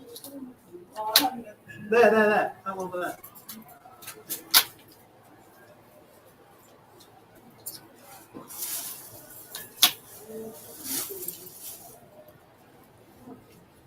But this is nice.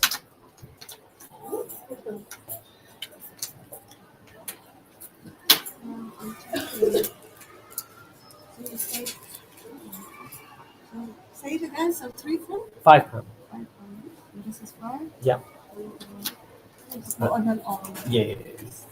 You got one more there. Oh, this is gonna take it. Yeah, that's your exchange. That's no problem. How much? £2 each, or 3 for £5. Playing card, yeah? How much is that? That one is £6. 2 for 10. It's nice, isn't it? Yeah, a bit pricey. That's fine. I'll just take my daughter's one. Thank you. No problem. How much is this? Is that the caps inside? Yeah. Everything's there, yeah. I'll do it for a £5 if you want, because you're buying these, okay? Up to you. I can't do for £4. You can have nice scarves for £4, my sister. You want cheap scarves? Cheap scarves are over there, £4. Oh, come on. There you go. Thank you. It's the Paying thing cash there, or card? Everything's Oh, in there, yeah. these. Oh, sorry, these as well. Yeah, Yeah. it's got a little packet or something. I'll just put those inside there. Yeah, please. Try not to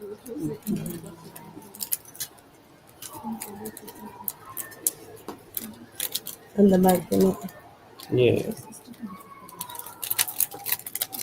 thinking you're already full. 1 second. No. There you go.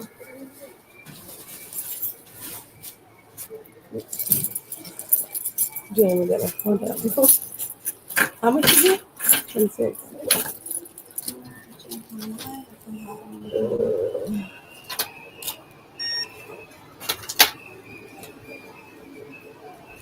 Thank you very much. How much is this one? One Or 3 for £5. Yeah, you're on the receipt. Yeah, no problem. 3 for 5. You can mix and match. So magnet pins.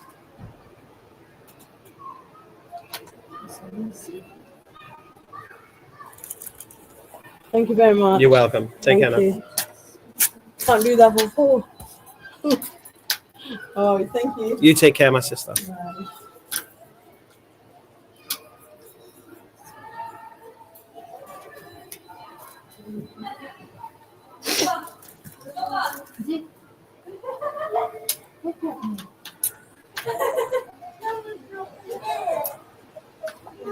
Pay for this.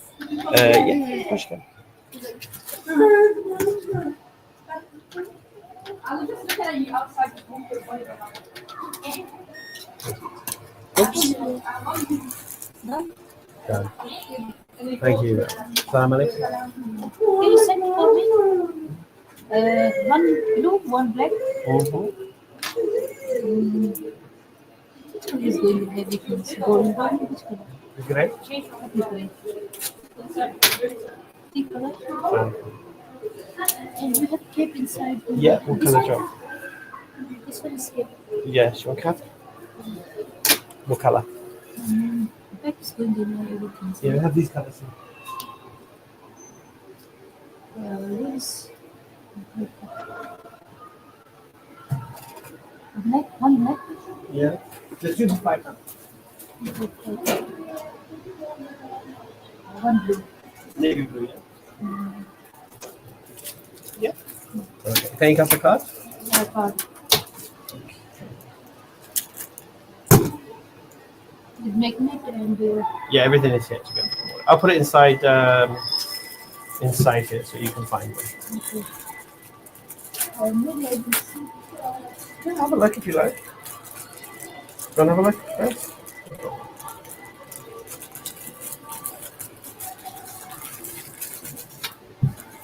Just the one, yeah? Just £6, my sister. You said earlier that quite a few. Oh, mashallah. I go to Michigan and I said, no, it's 100 patients. So they told me that. Mashallah, that's nice. You need a bag? Are you okay? Oh, barakallah feekum. Assalamu alaikum.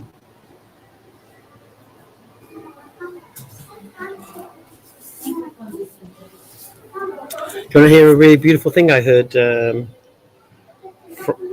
second.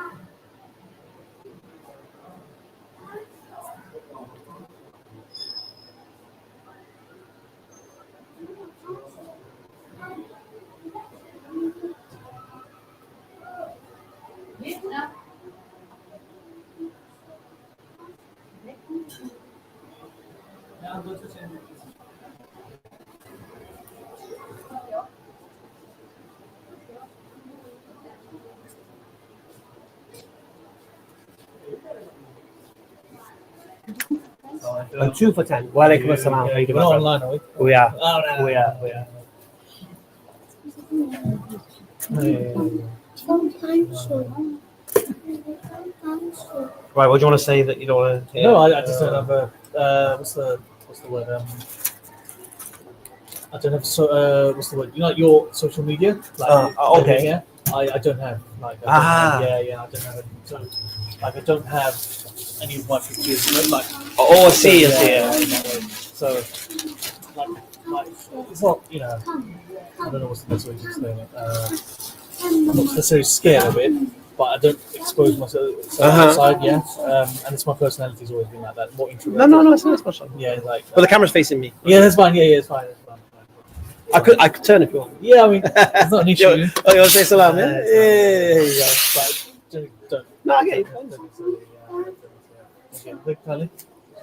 Take care. Salam. So I was I seen there was a video about, you know, the someone was trying to make the claim against Islam about the sperm coming from the ribs and the backbone, and this young English guy grabbed hold of it.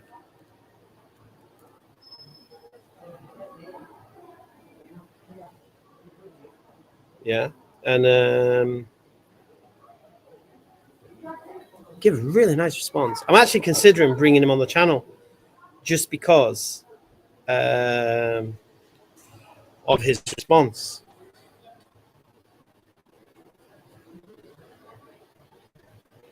And I'll share how the conversation kind of went with him. I says, "Hey Owen, I saw your response about the spurting fluid. Would love to chat more about you with it." And he goes, "Hey man, yeah, for sure. Were you just wanting me to explain why it's anatomically correct?" I says, "Yeah, I enjoyed reading your breakdown in the different comments. I also like the way you said if you was asked to describe such positioning, you would use the same terms as a location between the backbone and the ribs. I'm not asking you to say it's a miracle, but I think you would also agree that not even Galen nor Aristotle had the details that the Quran describes for embryonic development." Are you listening, you guys? You seem to be chatting amongst yourselves, as usual.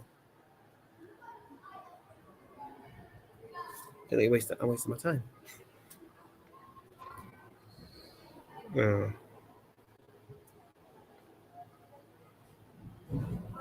I'll say it for another time. You listening or you get fired? I don't know. You guys get distracted so easily at talking about food and all sorts of stuff that you don't pay attention when something serious is being said. I'll be honest with you. All right. So shall I start again, or did you follow so far? Do you understand so far? Or do I need to start again? I don't mind starting again if you weren't paying attention. It's very, very important, this information, that you can utilize in your conversations with people and responses to people. I'll start again. So this guy's name is Owen. He's on TikTok. He's a fitness coach. And I seen him commenting about the sperm and where it develops and all this kind of stuff. So I said, "Hey Owen, I saw your response about the spurting fluid. Would love to chat more with you about it." He goes, "Hey man, yeah, for sure. Were you just wanting me to explain why it's anatomically correct?" I says, "Yeah, I enjoyed reading your breakdown in the different comments. I also like the way you said it. You asked to describe such positioning, you would use the same terms as a location between the backbone and the ribs. I'm not asking you to say it's a miracle, but I think you would also agree not even Galen and Aristotle had the details that the Quran describes for embryonic development." Right, this is what he said. I thought this was awesome. All right. He goes, "Hey man, thanks for your message. I'm glad you enjoyed my breakdown and the way I described the positioning. When I said that if I had to make a general statement about the origin of seminal fluid, I describe it as located between the backbone and the ribs. I meant it as a simplified anatomical landmark that makes the most sense for a general description. Obviously, there are technical details like how the seminal vesicles vesicles and prostate and other glands contribute to seminal fluid production, and their exact locations are more specific. But using the backbone and the ribs as reference points captures the general area well. Any other two landmarks would either be too vague or misleading. For example, if you just said testicles, that misses most of the fluid production, which actually happens higher up in the pelvis, closer to the lower back and the ribs. So while it's not a perfect description, it's the best general one to avoid major inaccuracies. And I totally agree with you. It really is a scientific miracle how accurate those early descriptions in the Quran are, especially considering that historically, before modern technology and science, many would have just assumed seminal fluid came only from the testicles or other less accurate ideas. So yeah, I'm with you there. It's amazing how much detail was captured in those early texts that even today still line up well with what we know scientifically. Although it's beautiful. And Guy's not even a Muslim. He's I think I need to have a chat with him actually.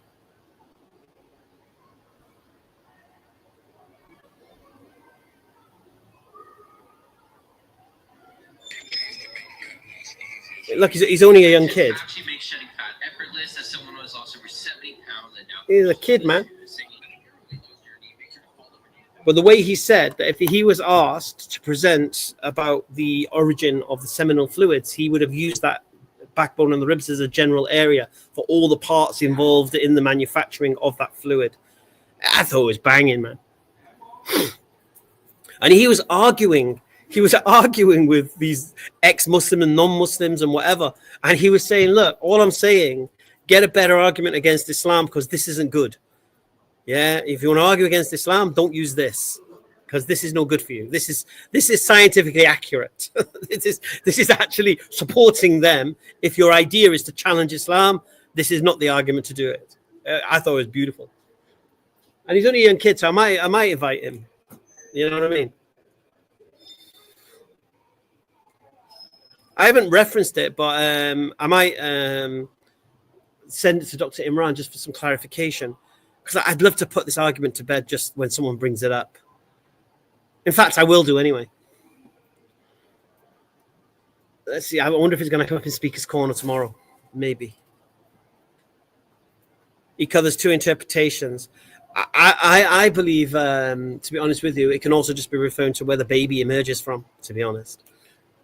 It's talking about the baby. So one is talking about the fluid, and then it's talking about the baby, the human again. So it talks about the humans, what they're made from, and then the human again from how they come out. So what the human is made from and how the human emerges. Not necessarily where the fluid emerges from. So the emerging part is referring to the baby. Yes. Assalamu alaikum.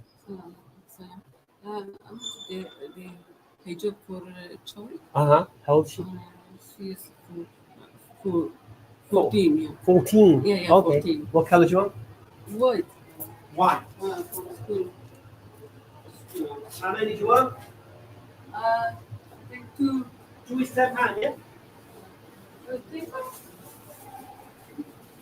Is it expensive? You have like this one.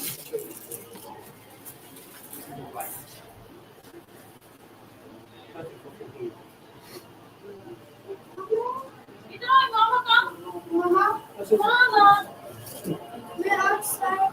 Mama, I love this. You want it shorter?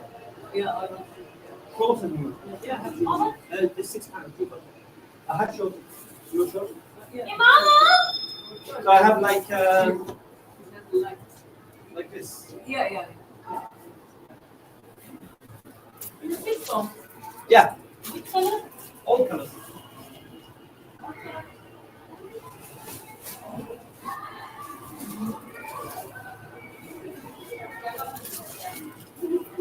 Don't play with that. What color is that? Yeah, for you.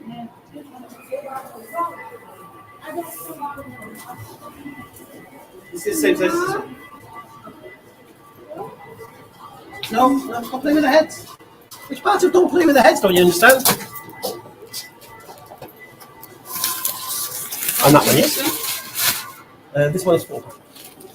So £14 altogether. And this one, Two. This, Two foot. this is £2. Yeah. So £16 for everything. Okay. Paying cash or card? Good. Mama, come.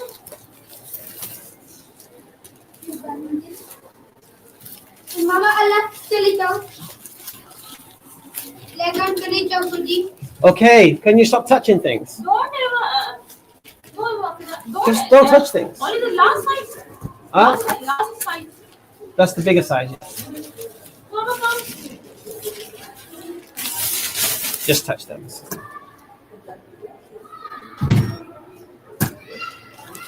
My size is small one, yeah? Small. Yeah. Any problems you can always change it, don't worry. Yeah. I am again from far away. How far away? Yeah. How far? Basildon. Basildon. Wow, that's a far away. Before I live here, I like this area. How come you're in Basildon? Council. It's good. Oh, you like Basildon? Yeah, I like. Many Muslims? Yeah. MashaAllah. I need it. More. Slowly. Slowly we take over. Slowly we take over. Yeah, I have a good, Yes. good community. Yeah, I need it. What color? Okay, thank you. Take care. Assalamu alaikum. What color do you want? Black. Black, yeah. How many do you want? Where is color? The colors are behind. Yeah. Come see.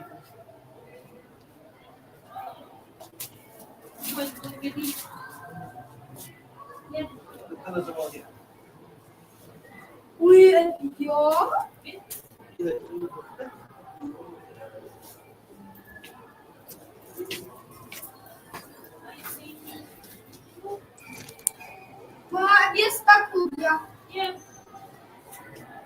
What's the Christian dilemma? Keeper.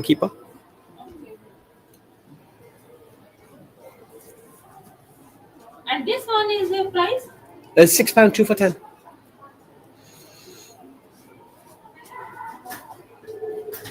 No, I might be at Speaker's Corner tomorrow. Everything is 2 for 10. This side, yeah. I think this one is a 6 pound. I've given. Yeah.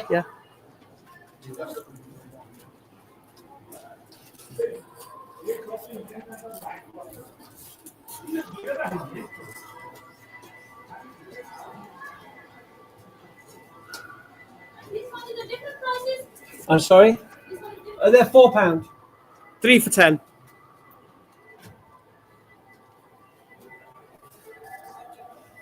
Don't ever 2 pounds, 3 pounds. No, only £2 is on that rail.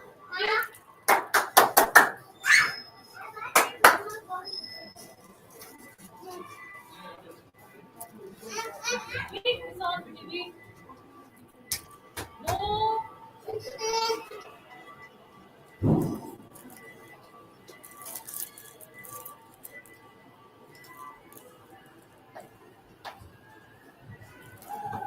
What color did you want in the scarf? I think this one is 4 pounds. Yeah.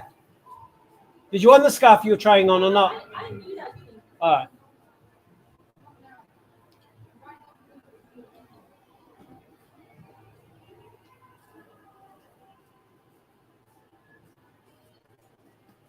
No, don't do that.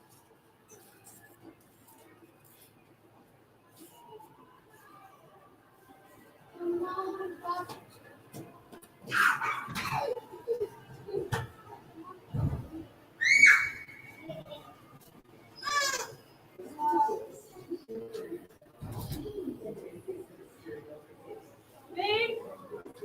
Come. Sister, please. It's just making a mess. Sorry. No, this is I don't. Just take it, please. Making a mess of my shop. Just go outside, please. You're annoying the life out of me. Sorry.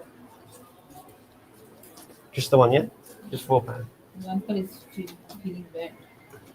Sister, he's touching things, he's grabbing things, he's pushing his trolley into my thing. What do you mean? Sorry. You should be saying this to him, not me. You're his mother. Papa? Yes. I shouldn't have to tell him off. You need a bag? Yeah. I was good like this. Yeah, no, it's not right. Just control kiddies, that's all. Thank you. Salam alaikum. I don't know.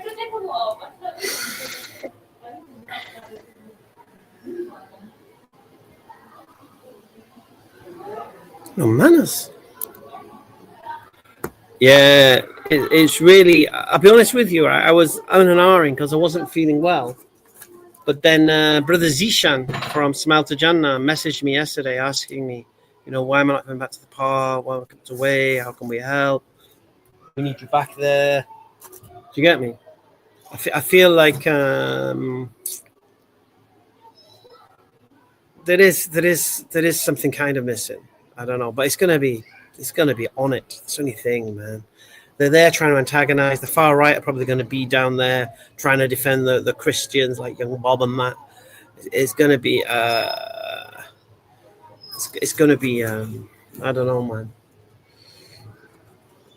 It's going to be horrible. It's going to be horrible. But then I suppose it's going to be fun at the same time. I don't know.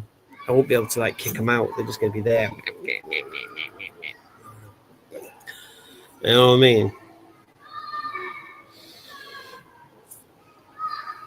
Yeah, that's what it. I always remember something, and I've said it a few times, but I always remember Muhammad Ijab, of all people, saying that when you're in the park, Hamza, you give you bring inspiration to the park, to the Muslims in the park, just by being there. And it was really humbling to hear Muhammad Ijab say that to me. That when you're here, you bring a strength to the Muslims in the park. And I was like, you're telling me that? I mean, we think that about you. You know what I mean? And we'll see. Inshallah. Ben is in the country for a couple more weeks, so. I was going to see how my illness went, but it looks like, mashallah, Allah's cleaned it up. I don't know. Hashim and Mansour have been the bastions, the stalwarts, the foundations of the dawah in Speaker's Corner, and they're there taking it. But last week I seen them, taking. What did I see last week that was it's probably one of the most pathetic things I've seen Christians do in that park. And I've seen them do some pathetic things. But this, taking Hashim's hat, and because he's bald, and there was that black guy with the Rasta haircut, which ironically, he's probably bald anyway with his dreads, singing. What was he singing? Baldy, baldy, over there. What's it like to have no hair? Is it hot or is it cold? I don't know, cause I'm not bald.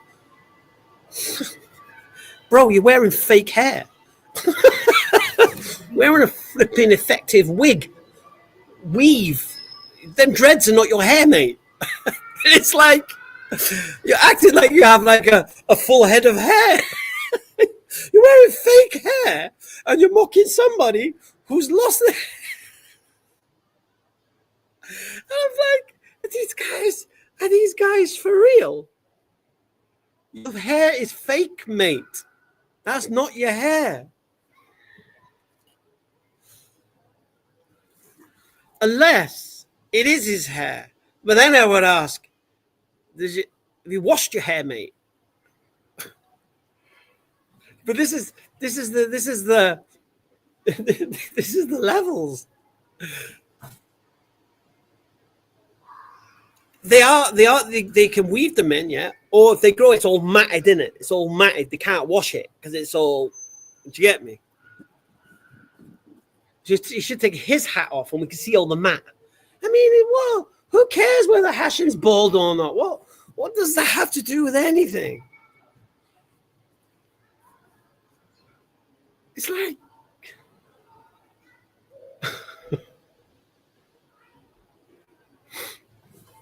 anyway.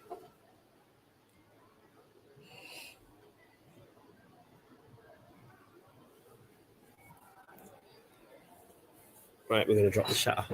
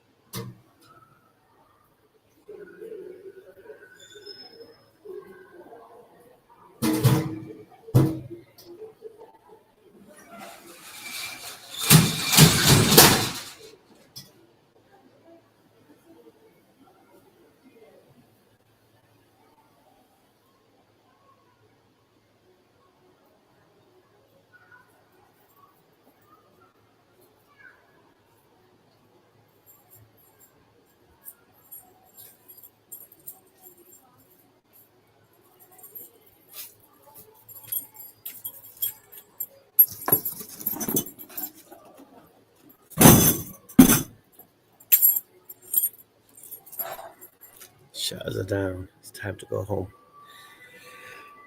So yeah, we should be in Speaker's Corner tomorrow.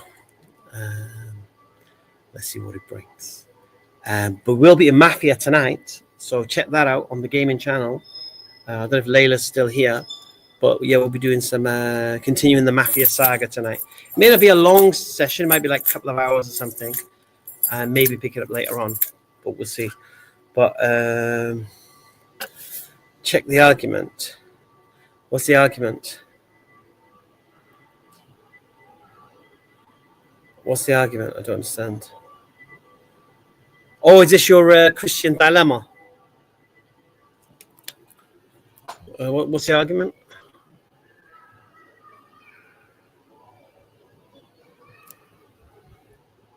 Yeah, what's the argument? What's the argument? Run the argument past me.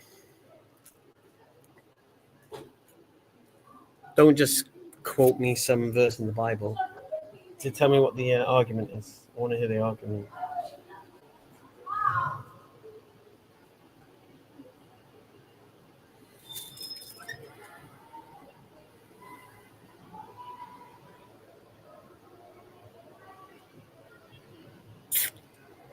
Let's hear the argument.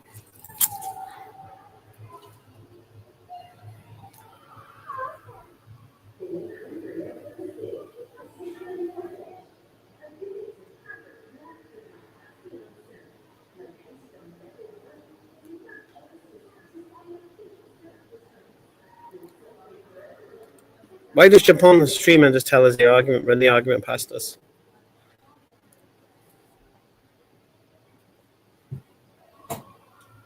What's the argument?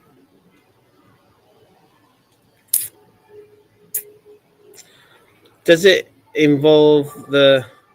So basically, Amos says, did you offer sacrifices whilst at the wilderness? And Jeremiah says he has not said anything to them regarding sacrifices at the wilderness. Okay, so but Amos says, did you offer sacrifices whilst at the wilderness? And Jeremiah says he has not said anything to them regarding sacrifices at the wilderness. Okay.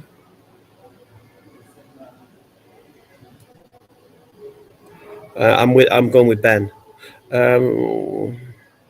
We may not stay in Speaker's Corner. We're going to test the water. We might go and join Ali in Leicester Square, maybe as a kind of retreat, depending on how the corner is. To be honest with you, I've bloody passed that. Yeah, that's not helping me, keeper. Can you run the argument, man?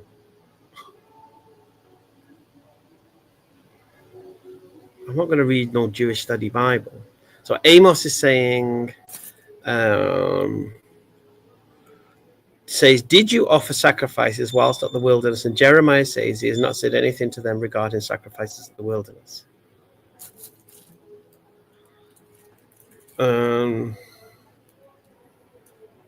What's the argument?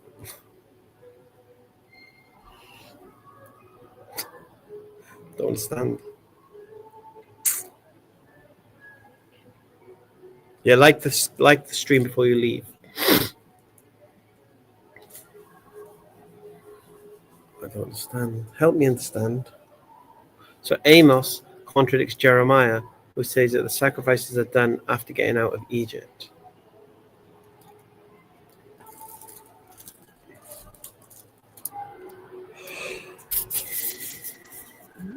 Amos says, "Did you offer the sacrifices whilst at the wilderness?" Jeremiah says, "He has not said anything to them regarding sacrifices in the wilderness."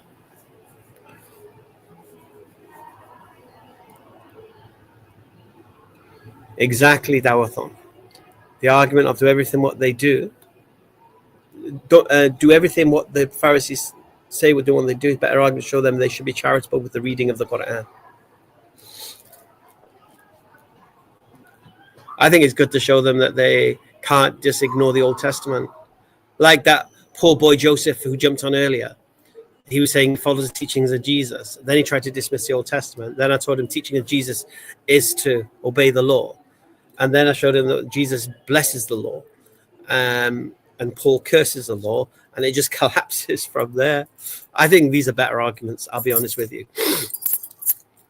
I think, for me personally, and obviously the fig tree and these type of things, these are the arguments I would utilize.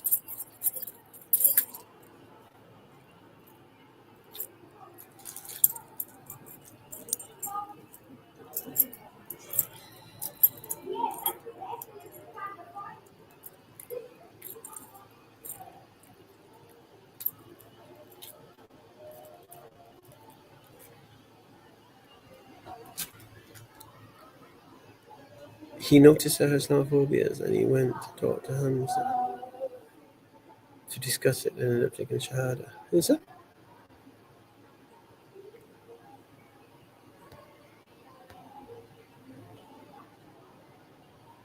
Oh, really? That's amazing. Me, Hamza, or the other Hamza? Hamza twin?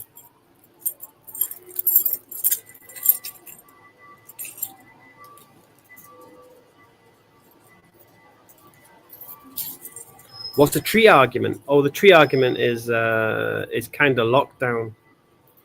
I don't know it fully, so I couldn't say so. But the fig tree.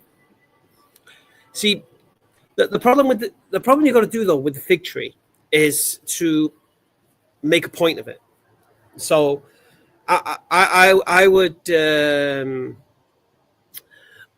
start the fig tree argumentation along the lines of it's irrational and illogical to believe Jesus is God based upon the Gospels written in the New Testament.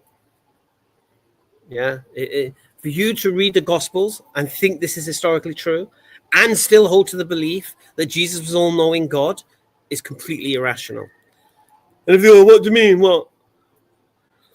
Yeah, exactly that. So Jesus went to a fig tree because he was hungry. He didn't know there was no figs on the tree. He didn't know the reason as to why there was no figs on the tree. He didn't have the ability to make figs grow on the tree. And he cursed an innocent tree, showing ignorance once more. So these four points in the Gospel of Mark demonstrate Jesus was not all-knowing. And if you, after reading this, believe that Jesus was all-knowing, then you're just completely irrational. They can try to argue about the rhetorical device and the parable. You can't. Using Gospel of Mark alone, which existed 10 years prior to the Gospel of Matthew, before all this parable stuff, it was very, very clear. He was hungry. He went to the fig tree to see if he could find figs on it because he thought maybe it's got figs on it. Yeah. When he got there was no figs on it because it wasn't the season for figs. And then he cursed an healthy tree for not knowing why it had no figs on it. And he didn't make figs grow. Now, for me, that in itself, in a nutshell, demonstrates that the personality of Jesus, according to the gospel, wasn't all-knowing. And if he wasn't all-knowing, he cannot be God. And so you would probably start the argument along the lines of, do you believe that Jesus was fully man and fully God? And if they say, well, yeah, I believe he's fully man and fully God. Okay. Forget what did he empty out. Just let's say fully man and fully God. You go, okay. So as fully God, was he all-knowing? If they say, yes, he was all-knowing. You say, could he be fully God if he wasn't all-knowing? And they'll say, well, no, he was all-knowing. Yeah, but could he be God if he wasn't all-knowing? And if they say yes, well, how could he be God if he's not fully all-knowing? So they'll have to concede that, well, no, he can't be God if he's not fully all-knowing. Okay, so he can't be fully God if he's not all-knowing. Once you've got them into that trap, yeah, once you get them into that trap, then you say, okay, tell me about the fig tree. And what you demonstrate from the fig tree is that Jesus wasn't all-knowing. Yeah, because the reason for why he was going to the fig tree is given in the Gospel of Mark. The reason why there was no figs on the tree is given in the Gospel of Mark. Yeah, the author of Mark tells you why there was no figs on the tree, but the personality of Jesus in that particular gospel is ignorant. Ignorant that there's no, why is there no figs on the tree? And so once you have that position that he's not all-knowing, then he can't be fully God based upon your original principle. So that's how you would run that particular argument, I would say. You set the trap at the beginning. You can say he's fully man and fully God at the same time. I don't mind. But even if they want to say that he's fully man and fully God, you say, so as fully God, would he be all-knowing? Yeah, or did the human nature take over sometimes? So sometimes the human nature was in charge. Or was God always there? Was the fully God always there? Was it like a God spirit and a human spirit, or was it a God spirit inside a human body? What was it? That alone will screw them up. But once you get them locked into the idea that a fully God would be all-knowing. You can't be fully God and not all-knowing. Simple as that. There is no out of it. I heard Avery was trying to say something like, yeah, there should have been, even though there's no fruit, there should have been this braber or something on it. No, it doesn't work that way.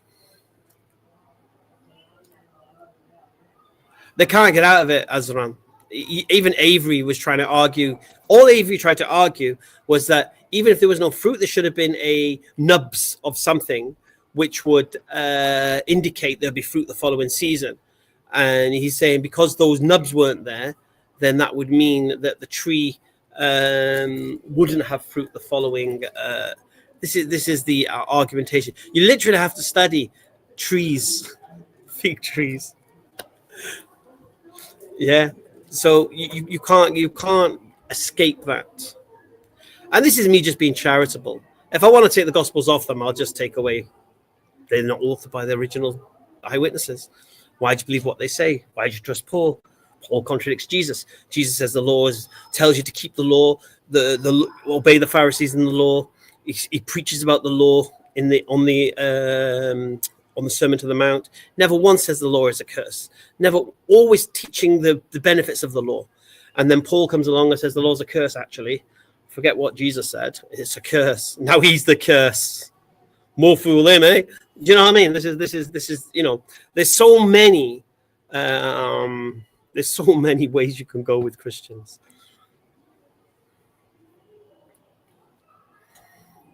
Yeah, you can't get out of that. Jesus didn't know it wasn't the season of figs. Jesus didn't know there was no actual fruit on the tree. Otherwise, why would he have gone there?